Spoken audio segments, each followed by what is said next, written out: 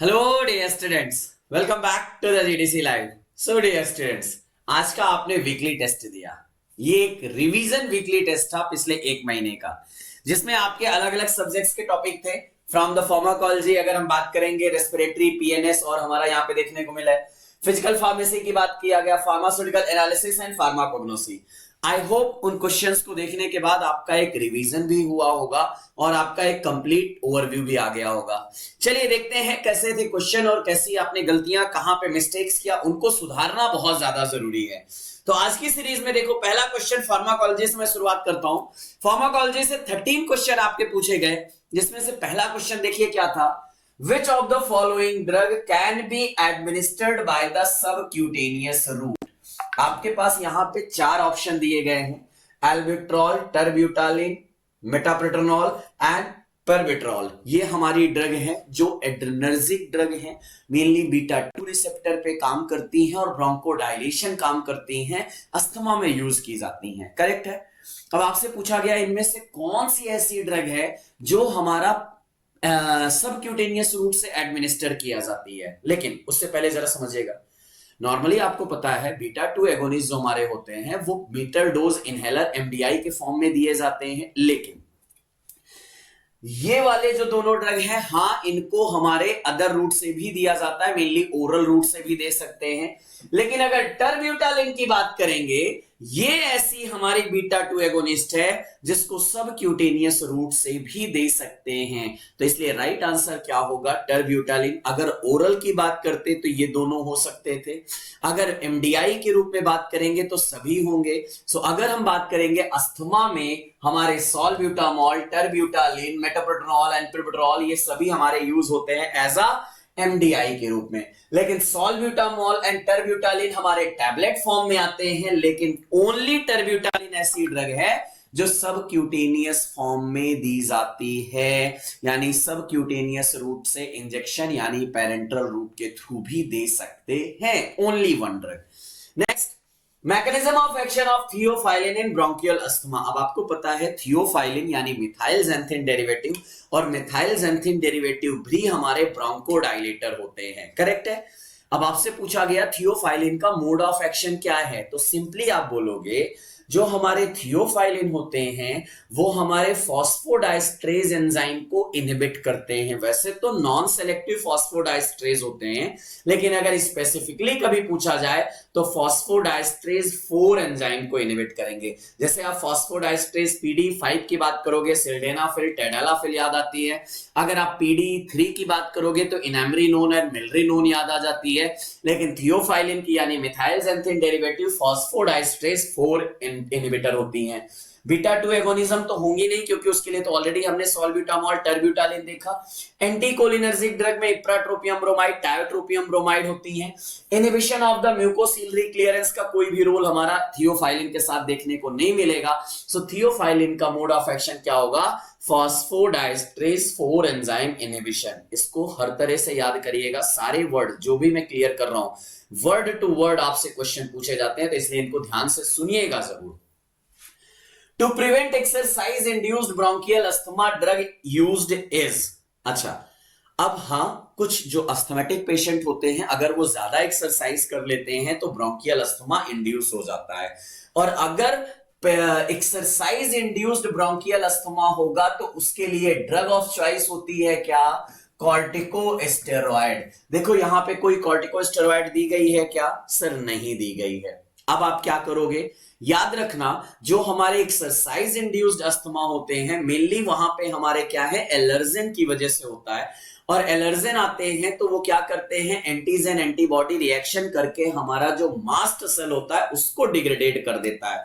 और mast cell stabilization करने वाली ड्रग कौन सी है? Sodium cromoglycate. अगर आपसे पूछा जाए ड्रग ऑफ चॉइस तो कॉर्टिकोस्टेरॉइड ढूंढना था, लेकिन कॉर्टिकोस्टेरॉइड तो है ही नहीं ऑप्शन में, इसलिए अब सेकंड ऑप्शन पे चलेंगे और सोडियम क्रोमोग्लाइकेट या निडोक्रोमिल मास्ट सेल स्टेबलाइजर हमारा ड्रग ऑफ चॉइस यहां पे आंसर हो जाएगा। इप्राट्रोपियम ब्रोमाइड, टायोट्रोपियम ब्रोमाइड, ये ड्रग इंड्यूस जब हमारा अस्थमा होता है ना, तब वहां पे हमारी यूज होती है। टर्ब्यूटालिन, इपिनेफ्रिन, ये तो हमारी क्या है, एड्रेनर्जिक ड्रग में आ जाती है, जैसे टर्ब्यूटालिन बीटा 2 एगोनिस्ट होता है। तो हाँ, वो तो हमारा एमडीआई के रूप में दिया जाता है, ओरल के रूप में दिया जाता है। अभी हमने देखा सबक्यूटेनियस रूट से भी दे सकते हैं, वो अलग कहानी है। लेकिन सोडियम क्रोमोग्लाइकेट कि निडोप्रोमिल, ये ड्रग है जो हमारे एक्सरसाइज इंड्यूस्ड अस्थमा में यूज होती है। ड्रग ऑफ चॉइस पूछा जाएगा तो मेरे प्यारे बच्चों जरूर याद रखना, क्या corticosteroid are the preferred drug for the exercise induced asthma के केस में। Next, leukotriene receptor antagonist use for the bronchial asthma is, जो हमारे ल्यूकोट्राइन रिसेप्टर एंटागोनिस्ट कौन कौन सी हैं, ज़ाफिरल्यूकोस्ट, मॉन्टेल्यूकोस्ट, यही तो हमारे ल्यूकोट्राइन रिसेप्टर एंटागोनिस्ट हैं। और अगर आपसे ऑप्शन में क्लासिफिकेशन में पूछा गया, जरा देखो ना, क्या आपको ज़ाफिरल्यूकोस्ट मिल रही है क्या? जी। अगर आप जिल्यूटॉन की बात करोगे, लॉक्स इनहिबिटर होती है।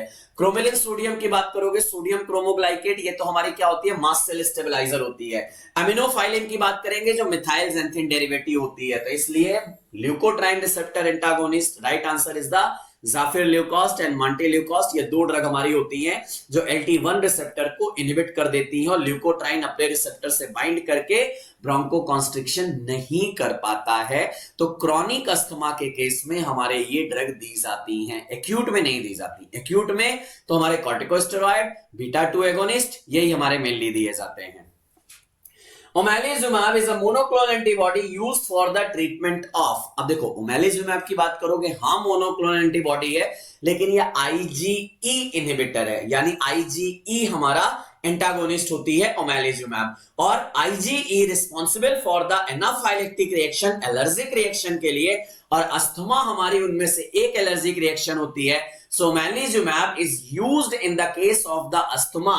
तो डिजिटाइलिस टॉक्सिसिटी नहीं, ब्रोंकियल अस्थमा में यूज होगी, रेमेटॉइड आर्थराइटिस में नहीं, क्योंकि ये तो हमारा क्या होती है, that is the autoimmune disease में आती है। ब्रेस्ट कार्सिनोमा में तो कोई रोल ही नहीं है। तो आंसर क्या होगा, ओमेलिजुमैब जो मोनोक्लोनल एंटीबॉडी होती है, IgE एंटीबॉडी होती है, वो हमारी IgE एंटीबॉडी का हमारा अगेंस्ट, IgE के अगेंस्ट काम करती है और अस्थमा में यूज होती है। Which of the following proton pump inhibitor has inhibitory activity?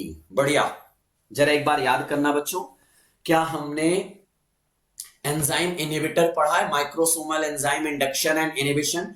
और माइक्रोसोमल एंजाइम इनहिबिटर में हमारी एक ही मेनली PPI आती है, ओमेप्राजोल, जो एंजाइम इनहिबिटर भी है, जो गायनिकोमेस्टिया भी कॉज करती है, जिसको हम मेनली क्या करते हैं, अवॉइड करते हैं इन सारे केसेस में। सो आपसे पूछा गया कौन सा प्रोटॉन पंप इनहिबिटर हमारा एंजाइम इनहिबिटर है, तो सिंपल आंसर आ जाएगा ओमेप्राजोल एंड लेंसेप्राजोल। ये हमारी ड्रग होती हैं जो क्या होती हैं, हमारी एंजाइम इनहिबिटर होती हैं। बाकी हमारी कोई भी PPI एंजाइम इनहिबिटर नहीं है। अब देखो, लेंसोप्राजोल में एक स्पेसिफिक एक्टिविटी होती है कि वो थियोफाइलिन के मेटाबॉलिज्म को बढ़ा देती है।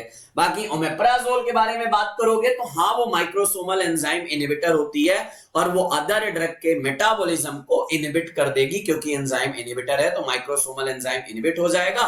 तो जो माइक्रोसोमल एंजाइम जिस ड्रग का मेटाबोलाइज कर रहा था वो नहीं हो पाएगा। Okay, a patient of the peptic ulcer was prescribed ranitidine. एक पेप्टिक अल्सर का पेशेंट था, रेनिटिडिन प्रिस्क्राइब किया गया। Sucralfate in the morning hour, और साथ में क्या दिया गया है, सुक्रालफेट दिया गया है। Why is this combination is incorrect, हमेशा याद रखिएगा। सुक्रालफेट का मोड ऑफ एक्शन क्या होता है, वो हमारा एसिडिक pH पे क्या करता है, पॉलीमराइजेशन होता है और एक बेड का फॉर्मेशन करता है, इसीलिए अल्सर प्रोटेक्टिव एजेंट कहलाता है। अब सिंस आपने पहले रेनिटिडिन दे दिया जो कि एंट एसिड है, एंट एसिड क्या करेगा, पीएच को रिड्यूस कर देगा, मतलब हमारा जो एसिड है उसको न्यूट्रलाइज कर देगा। और अगर एसिड न्यूट्रलाइज हो जाएगा तो पीएच हमारा बढ़ जाएगा। हमने क्या बोला, सुक्रालफेट का पॉलीमराइजेशन लेस देन 4 पीएच पे ही हमारा होगा। अब आपने पहले रेनिटिडिन दे दिया तो सुक्रालफेट का पॉलीमराइजेशन नहीं हो पाएगा, और अगर पॉलीमराइजेशन नहीं हो पाएगा तो उसका एक्शन ही नहीं होगा। करेक्ट, तो ऑप्शन देखिएगा, ranitidine combined with sucralfate and prevents its action. Combined with the sucralfate नहीं, combination of these two drug produces serious side effect like the agranulocytosis नहीं, ranitidine increases the gastric pH so sucralfate is not able to act. ये बात सही जा रही है भाई। Ranitidine हमारा जो गैस्ट्रिक पीएच होगा उसको बढ़ा देगा क्योंकि एसिड को न्यूट्रलाइज कर देगा और हमारा सुक्रालफेट अपना काम नहीं कर पाएगा। Sucralfate inhibit the absorption of ranitidine, बिल्कुल गलत है। तो आंसर क्या हो जाएगा? सी आंसर होगा। और ये क्लासेस में हमने साफ साफ पढ़ा है कि सुक्रालफेट अल्सर प्रोटेक्टिव एजेंट होता है जो पॉलीमराइजेशन होता है कब होता है? Less acidic pH, less than 4 pH पे होता है। और अगर आप किसी भी एंट एसिड के साथ में इसको दे दोगे तो इसका पॉलीमराइजेशन नहीं होगा, और पॉलीमराइजेशन नहीं होगा तो डेफिनेटली उसका एक्शन प्रोड्यूस नहीं होगा। Choose the correct statement about H2 receptor blocker. H2 receptor blocker जरा देखो। They are the most efficacious drug in inhibiting gastric acid secretion। किसके बारे में बात हो रही है? H2 रिसेप्टर ब्लॉकर के बारे में। और H2 receptor blocker most efficacious drug है इनहिबिटिंग गैस्ट्रिक एसिड सिक्रीशन? नहीं। मोस्ट एफिकेशियस पूछा जाएगा तब तो पीपीआई में चले जाओगे ना। They cause faster healing of the duodenal ulcer, नहीं भैया वो भी पीपीआई करेगी। They prevent stress ulcer in the stomach, हाँ ये बात ठीक है। जो हमारी H2 ब्लॉकर होती है ना, वो जो स्टमक में स्ट्रेस अल्सर होता है ना उसको प्रिवेंट करती है। They offer the most prompt relief of ulcer pain, नहीं अल्सर पेन से रिलीफ कराने के लिए हमारी पीपीआई ही सबसे ज्यादा इफिकेशियस है और सबसे ज्यादा वही यूज की जाती है। H2 ब्लॉकर तो हमारी सेकेंडरी होती है, लेकिन अगर स्ट्रेस इंड्यूस्ड अल्सर है तो उस केस में हमारी H2 ब्लॉकर काफी टाइम तक यूज होती है। So antacid afford most prompt relief of ulcer pain पे करेगा, लेकिन most efficient inhibiting the acid secretion and treatment of the gastric H2 receptor ranitidine used to prevent stress ulcer में हमारी mainly use होती है। Choose the correct statement about colloidal bismuth subnitrate या सब citrate की बात करोगे। Colloidal bismuth सब सिट्रेट जिसको हम क्या बोलते हैं? सीबीएस बोलते हैं। अब सीबीएस के बारे में सबसे इंपॉर्टेंट पॉइंट क्या याद आता है? सीबीएस, हाँ ये मेरा अल्सर प्रोटेक्टिव एजेंट होता है, लेकिन साथ ही साथ इसमें हमारी एंटी एच पाइलोरी एक्टिविटी भी प्रेजेंट होती है। अब आपको पता है ये एंटीबायोटिक यानी एंटी एच पाइलोरी जैसे भी काम कर सकता है, करेक्ट है? चलिए आइए इसके बारे में देखते हैं। It causes prolonged neutralisation of gastric acid, नहीं ये हमारा एंट एसिड नहीं है कि एसिड को न्यूट्रलाइज करेगा। It has anti H pylori activity है। It relieves peptic ulcer pain promptly, नहीं all of the above are correct, ये तो हो ही नहीं सकता है। सो राइट आंसर यहां पे बी होगा कि सीबीएस अल्सर प्रोटेक्टिव है ना कि एंट एसिड। और अगर अल्सर प्रोटेक्टिव है साथ ही साथ इसमें एंटी एच पाइलोरी एक्टिविटी भी प्रेजेंट होती है, ये इसका स्पेसिफिक पार्ट होता है जो कई बार मैंने क्लासेस में आपको समझाया है, मैराथन में भी आपको इसके बारे में बताया है। तो ये चीज आप जरूर याद रखिएगा। Regarding aprepitant all are true except, अच्छा aprepitant क्या होती है? aprepitant हमारी न्यूरोकाइनिन 1 NK1 रिसेप्टर एंटागोनिस्ट होती है जो हाँ मेरी यूज की जाती है, खासतौर पर अगर हम बात करेंगे हमारे इन केसेस में जीआईटी वाले केसेस में। लेकिन अब ऑप्शंस जरा देखिए। एगोनिस्ट एट NK1 रिसेप्टर काट दीजिए, एंटीएमेटिक की बात चल रही है, आपको इमिसिस कम करनी है तो NK1 रिसेप्टर को इनहिबिट करना पड़ेगा, उसीलिए तो एप्रेपिटेंट दिया है। लेकिन ये तो एगोनिस्ट की बात कर रहा है जो गलत हो जाएगा। क्रॉसेस ब्लड ब्रेन बैरियर, हाँ न्यूरोकाइनिन पेप्टाइड है, ब्रेन की बात है तो obviously blood brain barrier cross करेगी। Ameliorate nausea and vomiting induced by the chemotherapy, हाँ वैसे drug of choice chemotherapy induced vomiting के लिए तो हमारी ओंडेनसेट्रॉन और ग्रेनिसेट्रॉन है, लेकिन ये ड्रग भी मेरी यूज होती है। Metabolised by the cytochrome P450 enzyme, हाँ इनका मेटाबॉलिज्म होता है। आपसे एक्सेप्ट यानी गलत पूछा गया था तो ए गलत है, क्योंकि ये न्यूरोकाइनिन 1 रिसेप्टर एगोनिस्ट नहीं है, एंटागोनिस्ट है, और यहीं पे सारी बात गड़बड़ हो गई है। Correct. Metoclopramide has the following action except, metoclopramide में सभी एक्शन है, कौन सा नहीं है जरा देखो। Increases lower oesophageal sphincter tone, अब मेटाक्लोप्रामाइड है तो हाँ पेरिस्टालसिस मूवमेंट को बढ़ाता है, वो तो ठीक है। Prokinetic action is blocked by the atropine, obviously काम करेगा। Increase gastric peristalsis, increase large intestinal peristalsis. वैसे मेटाक्लोप्रामाइड की बात करोगे तो प्रोकाइनेटिक की बात चल रही है, ये अच्छी बात चल रही है। और जरा मुझे कंफर्म करना, ये पेरिस्टालसिस मूवमेंट पे तो काम करेगा, एट्रोपिन इसके एक्शन को ब्लॉक करेगी, लेकिन क्या इंटेस्टाइन, लार्ज इंटेस्टाइन में काम करेगा क्या? नहीं, only into the small intestine. So अगर आप बात करोगे इंक्रीज लार्ज इंटेस्टाइनल पेरिस्टालसिस तो बात गलत हो जाएगी। हाँ, गैस्ट्रिक पेरिस्टालसिस स्टमक में और स्मॉल इंटेस्टाइन में काम करेगी, लेकिन लार्ज इंटेस्टाइन में काम नहीं करेगी। स्फिंक्टर टोन को रिलैक्स करेगी ताकि ज्यादा जल्दी increase lower oesophageal sphincter tone, ताकि फूड आगे की तरफ जा सके। बाकी सारी बात सही थी, लेकिन ये गलत था। उसका कॉलन पे कोई एक्टिविटी नहीं। So metoclopramide has no effect on the colonic activity, यानी कॉलन रीजन यानी लार्ज इंटेस्टाइन पे कोई एक्शन नहीं होता। कार्डियक और central nervous system toxicity may result when standard lignocaine dose are administered to patient with the circulatory failure. This may be due to the following reason. मतलब अगर आपने lignocaine दिया है तो सेंट्रल नर्वस सिस्टम और cardiac toxicity हो सकती है अगर किसी पेशेंट में सर्कुलेटरी फेलियर था। बताइए क्या रीजन है? एक सेकेंड। वैसे लिग्नोकेन आपको पता है ना, एंटी एरिथमिक ड्रग में भी हमारा आता है। हाँ जी, सोडियम चैनल ब्लॉकर है तो एंटी एरिथमिक ड्रग में भी आता है। जरा ऑप्शन देखते हैं। Lignocaine concentration is initially higher in relatively well perfused tissue such as brain and heart. Histamine receptor in brain and heart gets suddenly activated in circulatory failure. अच्छा, there is sudden outburst of release of the adrenaline, noradrenaline and dopamine in brain and heart. Lignocaine is converted into the toxic metabolite due to the longer stay in the liver. बाकी तीनों बातें हमारी ठीक जा रही हैं, मतलब गलत जा रही हैं। लेकिन अगर पहली बात करोगे, हाँ, लिग्नोकेन सोडियम चैनल ब्लॉकर है, क्योंकि आपको पता है लोकल एनास्थेटिक है, तो sodium channel, voltage gated sodium channel को ब्लॉक करेगा। तो जितने भी हमारे हाईली परफ्यूज्ड ऑर्गन्स हैं, जहां पे हमारा ब्लड सर्कुलेशन ज्यादा है, जैसे ब्रेन और हार्ट में, वहां पे इसका एक्यूमुलेशन ज्यादा होगा, और वहां एक्यूमुलेशन ज्यादा होगा तो टॉक्सिसिटी होने के चांसेस हमारे यहाँ पे बढ़ जाएंगे। बाकी अगर आप बात करोगे, देखो histamine receptor in brain and heart में कब से हिस्टामिन रिसेप्टर की बात आएगी? Sudden outburst of release of adrenaline, noradrenaline and dopamine in brain and heart. भाई टॉक्सिसिटी की वजह से एड्रेनालिन का रिलीज कैसे हो? तो सिंपैथेटिक एक्टिविटी की वजह से होगा ना। Lignocaine converted into the toxic metabolite, बात गलत जा रही है। Lignocaine have high first pass metabolism, और इसका जो हाफ लाइफ होती है वो इंक्रीज हो जाती है सीएचएफ के पेशेंट में, और जितने भी वेल परफ्यूज्ड ऑर्गन्स हैं, टिश्यूज हैं, वहां पे इसका ब्लड वहां पे इसका कंसंट्रेशन ज्यादा एक्यूमुलेट होने लग जाता है। डी ट्यूबोक्यूरेरिन एक्ट्स बाय, डी ट्यूबोक्यूरेरिन क्या है भाई?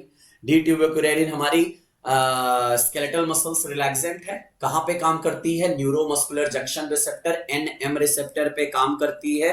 तो ये हमारा न्यूरोमस्कुलर ब्लॉकर एजेंट कहलाएगा। ऑप्शन जरा देखें, एक मिनट, याद आ रहा है ना? लॉन्ग एक्टिंग है, कंपिटिटिव एंटागोनिस्ट है, बढ़िया। Inhibiting nicotinic receptor at myoneural junction, okay. Inhibiting nicotinic receptor at autonomic ganglia, ganglia पे तो नहीं काम करेगा।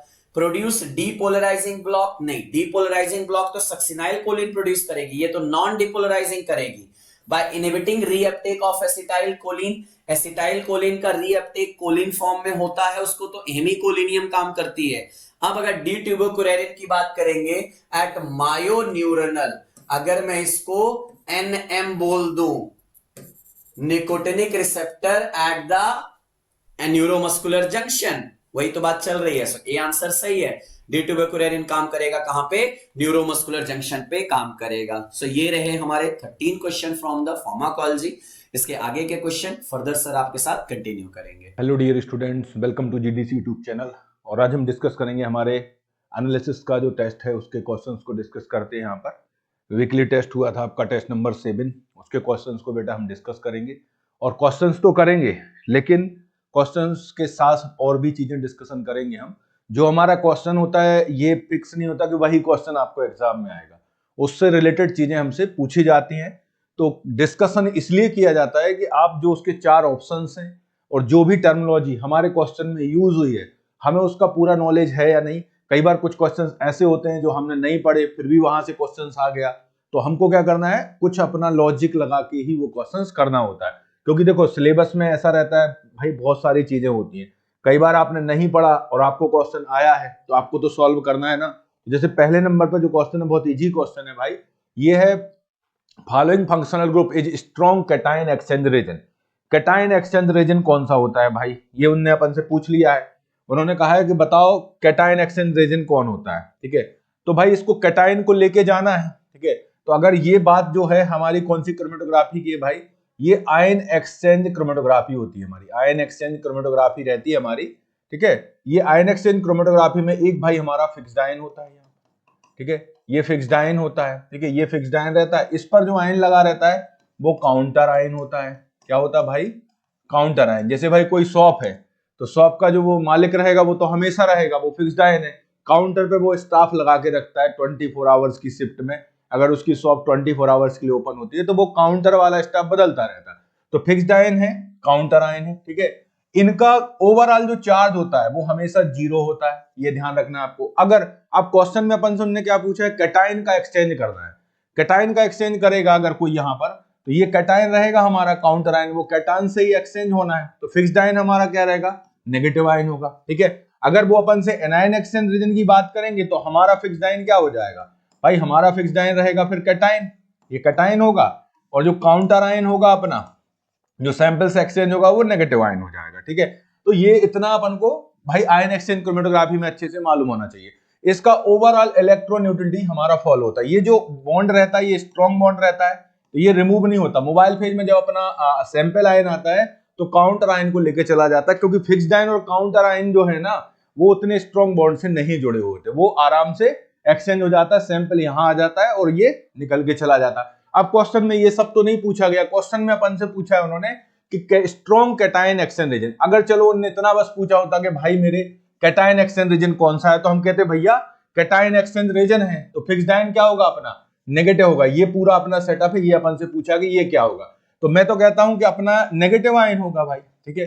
सर नेगेटिव आयन होने से क्या होता, क्वेश्चन थोड़ी सॉल्व हो रहा हमारा, वो स्ट्रॉन्ग पूछा है उन्होंने भाई। सबसे देखो इस पर भी नेगेटिव है, इस पर नेगेटिव है, इस पर नेगेटिव है, इस पर नेगेटिव है, इसमें से अपन को सबसे स्ट्रॉन्ग बताना है भाई, स्ट्रॉन्ग कौन सा रहेगा, ठीक है। तो आप ये जो है OH उतना स्ट्रॉन्ग नहीं होता है ना एसिड होता है, ये वीक एसिड होता है, ये स्ट्रॉन्ग एसिड होता है, तो ये यही हमारा कॉन्सेप्ट है इसमें। SO3H जो होता है स्ट्रॉन्ग एसिड है, तो इसलिए यही आंसर होना चाहिए आपका, ठीक है। तो इसमें स्ट्रॉन्ग पूछा था, ये वीक है हमारा COH, ठीक है। SHOH भी वीक में आएंगे अल्टीमेटली। तो आपसे क्या पूछा उन्होंने, कैटायन एक्सचेंज रीजन, तो इसमें ऑप्शंस में मान लो अगर अपन को सपोज यहां पर और भी ऑप्शंस को टफ बनाया गया, उन्होंने कहा SO3H दे दिया या अमोनियम दे दिया, अमोनियम कभी आंसर नहीं होगा, क्यों, ये एनायन एक्सचेंज रीजन है, इस पर पॉजिटिव है, ये एनायन को अटैच करके एक्सचेंज करता है। तो ये बहुत अच्छे से ध्यान रखना। इस क्वेश्चन का आंसर जो था हमारा, ए आंसर अपना एकदम सही होगा, कोई दिक्कत नहीं है, कोई परेशानी नहीं, अपना ए आंसर एकदम सही होगा, ठीक है। आगे चलते हैं, ये सब लिखा हुआ है मैं आपको बता चुका हूं। कैटायन एक्सचेंज रीजन जो होते हैं ये क्या होते हैं, इनके ऊपर जो रहता है नेगेटिव चार्ज रहता है, खुद के ऊपर नेगेटिव चार्ज है भैया, तभी तो ये पॉजिटिव काउंटर आयन को पकड़ के रखता है, ठीक है। और काउंटर आयन क्या होता है, जो मोबाइल फेज में हमारा सैंपल आयन आता है उसके साथ वो निकल के चला जाता है, सीधा सा है ये कॉन्सेप्ट हमारा, अच्छे से ध्यान रखना। ये इस तरीके से होता है, यहाँ पर ये एक्सचेंज हो जाता है, ये यहां से अपना रिमूव हो जाता है एनायन, तो एनायन अपना रिमूव हो गया। AX माइनस जो दिख रहा है भैया ये मेरे सैंपल का आयन, ठीक है।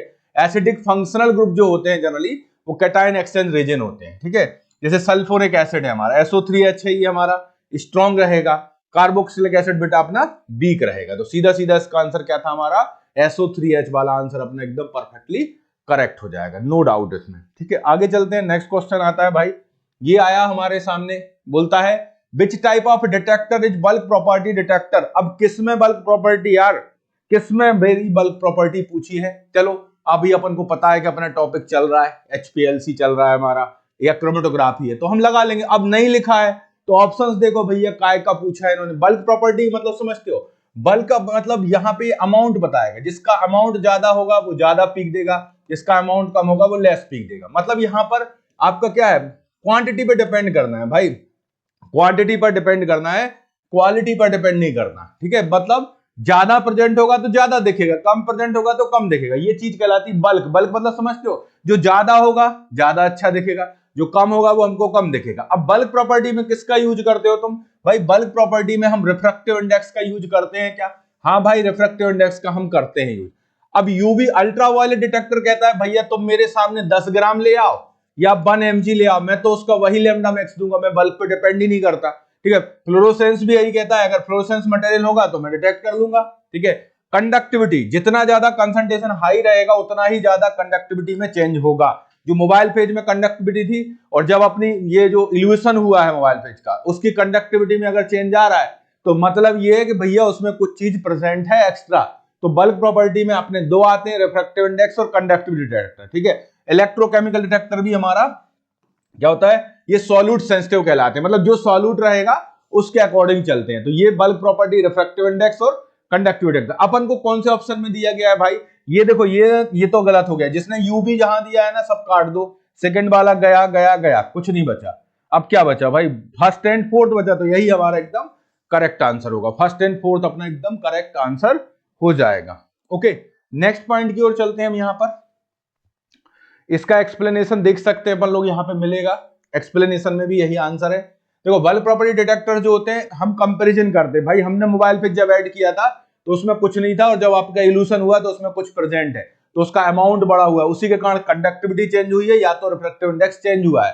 ठीक है, बल्क प्रॉपर्टी डिटेक्टर को हम यूनिवर्सल डिटेक्टर बोल सकते हैं एचपीएलसी में सबसे, लेकिन ये क्या होती है, सेंसिटिविटी बहुत कम होती है। अगर मान लो बल्क ही नहीं रहेगा, छोटा सा रहेगा तो डिटेक्ट कैसे करेगा ये, तो bulk property detector not better than the solute property detector. ठीक है, ये सॉल्यूट प्रॉपर्टी डिटेक्टर बेस्ट होते हैं, ये पर्टिकुलर सॉल्यूट के कैरेक्टरिस्टिक को पहचानते हैं। अगर किसी का यूवी करोगे तो उसका लैम्डा मैक्स हमको पता चलेगा, फ्लोरोसेंस हमको पता चल जाएगा, इलेक्ट्रोकेमिकल प्रॉपर्टीज रहेंगी पर्टिकुलर, तो ये हमारे सॉल्यूट प्रॉपर्टी डिटेक्टर्स होते हैं। ठीक है, तो ये आपको ध्यान रखना है कि बेसिकली अल्ट्रावायलेट विजिबल, अब जो एडजॉर्प्शन हो गया, फ्लोरोसेंस हो गया, electrochemical detector, polarity in the category of detector, popularity है इनकी बहुत ज्यादा, ये अच्छे माने जाते हैं, इनका सेंसिटिविटी हाई है, लेकिन ये है कि इसमें हमारा खर्चा ज्यादा हो जाएगा। भाई जैसे अपन ने यूवी लगा लिया तो वो फिर यूवी एक्टिव को ही करेगा, फ्लोरोसेंस लगाओगे तो फ्लोरोसेंस एक्टिव को करेगा, लेकिन हमारी सेंसिटिविटी अच्छी होगी। और इसमें ये है कि ये गाड़ी ऐसी है कि भाई ये पब्लिक ट्रांसपोर्ट के जैसा मान लो आप, तो सब कुछ चलता है, सबके लिए यूज कर लो आप। बल्क प्रॉपर्टी क्या क्या है हमारा, रिफ्रैक्टिव इंडेक्स और कंडक्टोमेट्री रहता है, तो ये आपको ध्यान रखना है। ये एचपीएलसी के हमारे डिटेक्टर्स हैं। एचपीएलसी क्या, कहीं पर भी इनको बोलोगे अगर तो बल्क प्रॉपर्टी में ही आता है हमारा। अब आता है भैया source of the light use in the atomic absorption spectroscopy. Atomic absorption spectroscopy हम मेटल के एनालिसिस के लिए स्पेसिफिकली यूज करते हैं इसमें, और इसमें हमसे पूछा है कि सोर्स क्या होता है लाइट का।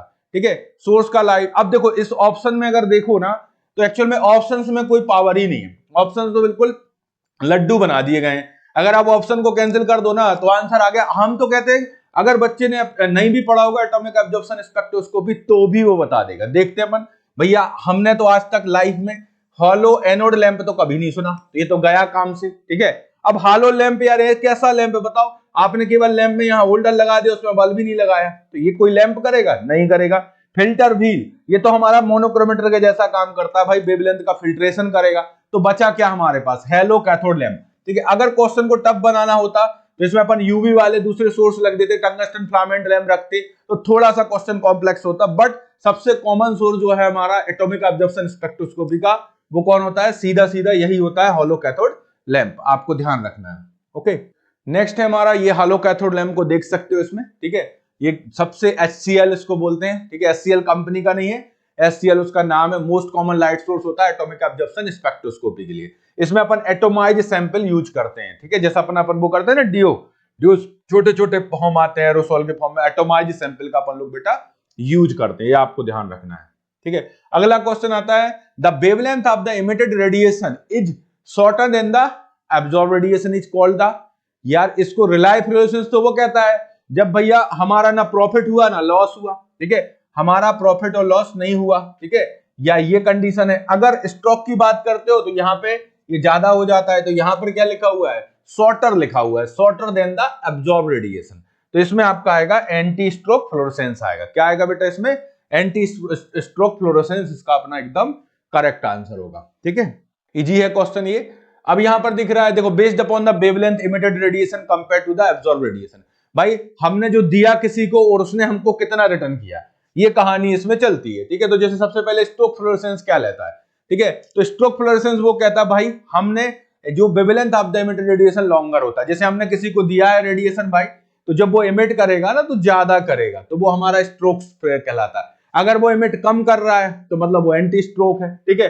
और रेजोनेंस का मतलब क्या होता है? रेजोनेंस जब wavelength is equal to the absorb radiation, जब इक्वल चलता है एकदम काम, तो उसको क्या बोलते हैं अपन? रेजोनेंस बोलते हैं। रेजोनेंस वाला आपका कॉन्सेप्ट आ जाता है, तो ये आपको ध्यान रखना है। ओके, नेक्स्ट क्वेश्चन है, following carrier gas is good thermal conductivity, good flow rate and most widely use in the gas chromatography. Gas chromatography में जो सबसे ज्यादा यूज होती है मोबाइल पे, भैया हाई सेंसिटिविटी तो हमारे हाइड्रोजन की होती है, लेकिन हाइड्रोजन तो एक्सप्लोजिव होती है, तो क्या करें हम? थर्मल कंडक्टिविटी पूछी है इन्होंने, थर्मल कंडक्टिविटी किसकी अच्छी होती है? तो भाई ये तो कैरियर गैस है, क्लोरीन का तो यहाँ ऑप्शन आएगा नहीं, नाइट्रोजन भी हो सकती है कैरियर गैस, हीलियम भी हो सकती है, हाइड्रोजन। हाइड्रोजन अच्छा है, रिजल्ट अच्छा है हाइड्रोजन का, सेंसिटिविटी अच्छी है हमारे हाइड्रोजन भाई की, बट हाइड्रोजन के साथ समस्या क्या है? एक्सप्लोजिव होती है। तो भाई हमें अपनी लाइफ को बचाना है, एक्सप्लोजिव यूज नहीं करना है। तो मोस्ट कॉमन कैरियर गैस जो होती है गैस क्रोमेटोग्राफी में वो हीलियम होती है, और उसका रीजन भी यही है कि इसके पास बेहतरीन क्या होती है? थर्मल कंडक्टिविटी होती है, अच्छा फ्लो रेट रहता है, यूनिफॉर्म, तो इसलिए इसी को अपन यूज करते हैं। सीधा सीधा ध्यान रखना है आपको। नेक्स्ट है हमारा इसमें अगला क्वेश्चन, देखो ये हीलियम है, गुड थर्मल कंडक्टिविटी होती है इसकी, ठीक है, साथ में गुड फ्लो रेट होती है, लो डेंसिटी होती है, इनर्ट होती है, और बट एक्सपेंसिव होती है। भाई पैसे बहुत खर्च करना पड़ते हैं हीलियम के लिए। नाइट्रोजन है, लेस एक्सपेंसिव होता है, जल्दी मिल जाएगी, एनवायरमेंट में ये नाइट्रोजन अवेलेबल होती है, ठीक है, लेकिन इसमें थोड़ा सा हमारा सेंसिटिविटी की प्रॉब्लम आ जाती है, पीक जो होती है शार्प नहीं आती, ब्रॉडनिंग ऐसी बड़ी सी पीक आती है, तो वो अच्छा नहीं माना जाता, ठीक है। हाइड्रोजन है, हाइड्रोजन देखो अवेलेबल है, लो डेंसिटी होती है, reactive with the unsaturated compound, unsaturated compound का हाइड्रोजनेशन कर देंगे, एक्सप्लोजिव भी हो सकती है। आर्गन को भी यूज कर सकते हैं, इनर्ट होती है, ऑकेजनली इसको यूज करते हैं। कार्बन डाइऑक्साइड ऑकेजनली हम यूज करते हैं। एयर को भी अपन यूज कर सकते हैं, ठीक है। When oxygen is beneficial detection and detector only use, ठीक है, oxygen is beneficial for detection and detector, तो ये भी यूज कर सकते हैं। लेकिन सबसे अच्छा हमारा बेस्ट अगर अपन कर ही रहे हैं अगर गैस क्रोमेटोग्राफी भाई, तो HPLC कर, अगर आप गैस क्रोमेटोग्राफी करने वाले हो तो बेस्ट हमारा क्या रहेगा? आप हीलियम का यूज करो, दैट्स बेटर, ठीक है, ये आपको ध्यान रखना है। नेक्स्ट पॉइंट है हमारा अगला जो आता है बॉन्ड डिमीटर इक्वेशन। भैया बॉन्ड डिमीटर इक्वेशन कहां रहता है? अरे बॉन्ड डिमीटर इक्वेशन एनालिसिस की, क्रोमेटोग्राफी की जो थ्योरी होती है, रेट थ्योरी, प्लेट थ्योरी तो अलग थी, रेट थ्योरी में रहता है हमारा। अब रेट की बात चल रही है, तो ये इन्होंने जो आपका ये म्यू है, म्यू हमारा क्या होता है? वेलोसिटी होती है मोबाइल फेज की। तो देखो लॉन्गिट्यूडनल डिफ्यूजन दिया है इन्होंने, भाई ये तो हमारे कोफिशिएंट्स होते हैं। Flow rate of the mobile phase, ठीक है, average linear velocity of the mobile phase, ठीक है, या effect of the mass transfer, सीधा सीधा हमारा सी आंसर एकदम करेक्ट हो जाएगा। इसमें अपन इक्वेशन पढ़ते हैं, इस तरीके का इक्वेशन रहता था, HETP जो A + B अपॉन ये सी म्यू। तो ये जो इक्वेशन था यहाँ पर, ये म्यू हमारा क्या होता है? एवरेज लीनियर वेलोसिटी होती है, किसकी? स्टेशनरी फेज की नहीं होती, वो तो फिक्स रहती है। किसकी होती है भाई? मोबाइल फेज की होती है। तो सीधा सीधा इसका आंसर क्या होगा? बॉन्ड डिमीटर इक्वेशन देखो अच्छा इक्वेशन होता है, इसके कोफिशिएंट्स के बारे में भी अपन से पूछा जाता है, ठीक है। तो ध्यान रखना ये हमारा ABC, इसको तरीका क्या है याद करने का? देखो अपन को कुछ नहीं करना, HETP लिख लो, height equivalent to the theoretical plate. ABCD तो सबने पढ़ा होगा भैया, ABC, तो A के कुछ नहीं देना, B को डिवाइड करो, इसको मल्टीप्लाई कर दो, बात खत्म हो जाएगी। तो आपका इक्वेशन बन जाएगा बॉन्ड डिमीटर इक्वेशन। ये H क्या होता है? हाइट ऑफ थ्योरेटिकल प्लेट होता है, ठीक है। म्यू क्या होता है? Linear velocity of the mobile phase होती है। A is the eddy diffusion, ठीक है। और ये क्या होता है? B हमारा लॉन्गिट्यूडनल डिफ्यूजन होता है, ठीक है। और जो C होता है नॉन इक्विलिब्रियम और resistance to the mass transfer. ABC की भी भाई वैल्यू पूछी जाती है। ये ABC कोई अच्छे लोग नहीं, हमारे क्रोमेटोग्राफी की एफिशिएंसी को क्या करते हैं? रिड्यूस करते हैं, तो हमको इनको करेक्ट करना पड़ता है, ठीक है। तो हमने क्लास में आपको करेक्शन की मेथड्स भी बताई, वो भी आपसे एग्जाम में पूछी जा सकती है। नेक्स्ट है example of the hydrophobic mobile phase. बेहतरीन क्वेश्चन है भाई। अगर हम इसको क्रोमेटोग्राफी के पॉइंट से देखें तो कहेंगे अब ऐसा दिन भी आएगा कि क्रोमेटोग्राफी में हमको अब मोबाइल फेज का कंपोजिशन भी याद करना पड़ेगा। अरे मत करो याद, क्वेश्चन क्या कह रहा है वो तो देखो। हाइड्रोफोबिक मोबाइल फेज हमने अपन से पूछा है, हाइड्रोफोबिक मतलब वाटर को पसंद नहीं करेगा ये, ठीक है। तो अब यहाँ पर लिखा है ब्यूटेनॉल, ब्यूटेनॉल तो पसंद करता है यार वाटर को, और वहां वाटर ही है, तो काम खत्म है ऑप्शन का। अब आता है मैथ, अरे ये वाटर तो है, अलग करो इसको, सब जगह तो वाटर है, एक ही जगह तो वाटर नहीं है भैया, एक ही जगह तो बारिश नहीं हो रही है, और वो है हमारा कौन सा answer? D answer, di methyl ether और साइक्लोहेक्सेन। ये अपना एकदम करेक्ट हो जाएगा। कुछ क्वेश्चन में पावर था ही नहीं, ठीक है, इजी क्वेश्चन था, ऐसे क्वेश्चन तो बनना चाहिए भाई। इसको अगर आप क्रोमेटोग्राफी सोच के सॉल्व करोगे भाई तो कठिन लगेगा, और सीधा सीधा नॉर्मल अगर अपने कॉन्सेप्ट से जाओगे, ये रेशो वगैरह आज याद कर लोगे, कल भूल जाओगे आप। तो भाई सीधा कॉन्सेप्ट से जाओ। तो कंपोजिशन देखो, मोबाइल पेज का याद करना अगर देखा जाए तो थ्योरेटिकली हम पढ़ सकते हैं, लेकिन उसको मेमोराइज नहीं कर सकते आप लॉन्ग टाइम के लिए, क्यों भूल जाओगे। तो आप अगर क्वेश्चन भी आएगा तो इस तरीके से आएगा तो आप सॉल्व कर सकते हो। Which state electron pose highest stability, क्या सबसे स्टेबल कहां होता है यार इलेक्ट्रॉन, बताओ सबसे स्टेबल कहां होता है इलेक्ट्रॉन, जल्दी से आंसर दीजिए। इलेक्ट्रॉन सबसे स्टेबल कहां होता है, कौन सी स्टेज में होता है, बताइए इलेक्ट्रॉन स्टेबल किस स्टेज में होता है। जल्दी से आप लोग कमेंट करके आंसर दें। वैसे तो आप लोग क्वेश्चन कर चुके, जो नए बच्चे देख रहे हैं वो कमेंट करके आंसर दें।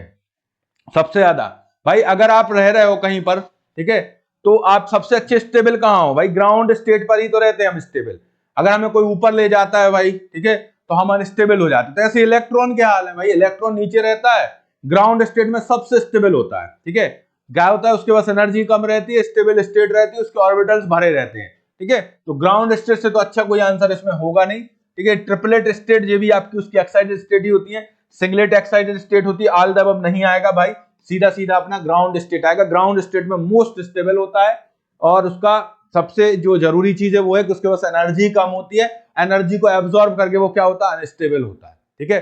तो ये ध्यान रखना है आपको कि अगर आपसे कभी पूछते हैं कि इलेक्ट्रॉन सबसे ज्यादा हाईएस्ट स्टेबल कहां होता है, तो अगर आपने पढ़ा हो ट्रांजिशंस होते हैं हमारे, इसमें देखो होमो रहता है, होमो से कहां जाता है भैया, लूमो में जाता है, ठीक है। ये आपका हाई ऑक्यूपाइड मॉलिक्यूलर ऑर्बिटर होता है, लेस अनऑक्यूपाइड मॉलिक्यूलर ऑर्बिटर, ये हाई एनर्जी स्टेट होती है जिसको एक्साइटेड स्टेट बोलते हैं, यहाँ अनस्टेबिलिटी होती है, और ये हमारी क्या कहलाती है, ग्राउंड स्टेट होती है। इसी को अपन लो एनर्जी स्टेट बोल सकते हैं, इसी को भैया बोल सकते हैं कि मेरे भाई ये स्टेबल स्टेट है इलेक्ट्रॉन की, सबसे ज्यादा इलेक्ट्रॉन यही सुरक्षित है अपना स्टेबल स्टेट में, ठीक है। तो ये अपन से पूछा गया था, क्वेश्चन इजी था।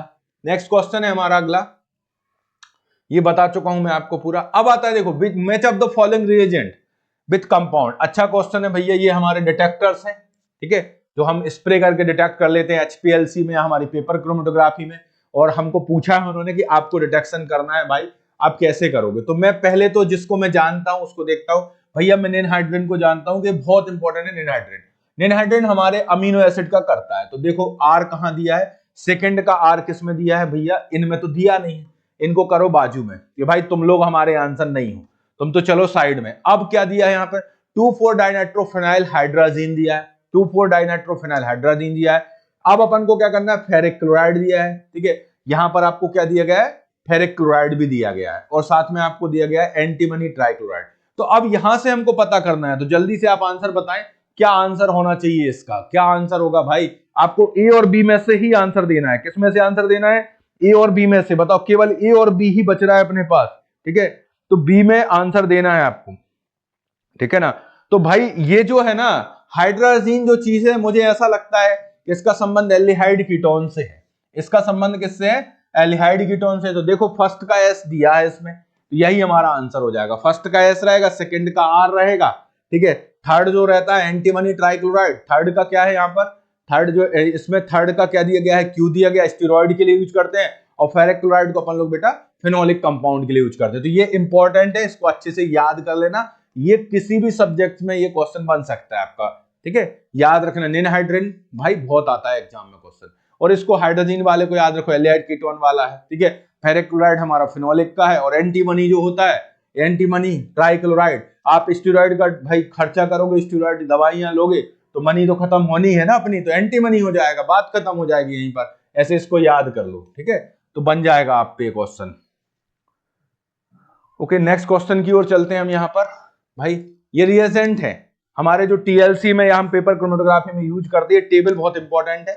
यहाँ पर देखेंगे अगर अपन इसमें डे लाइट में हम कोई भी कलर को डिटेक्ट कर सकते हैं, कलर कंपाउंड को।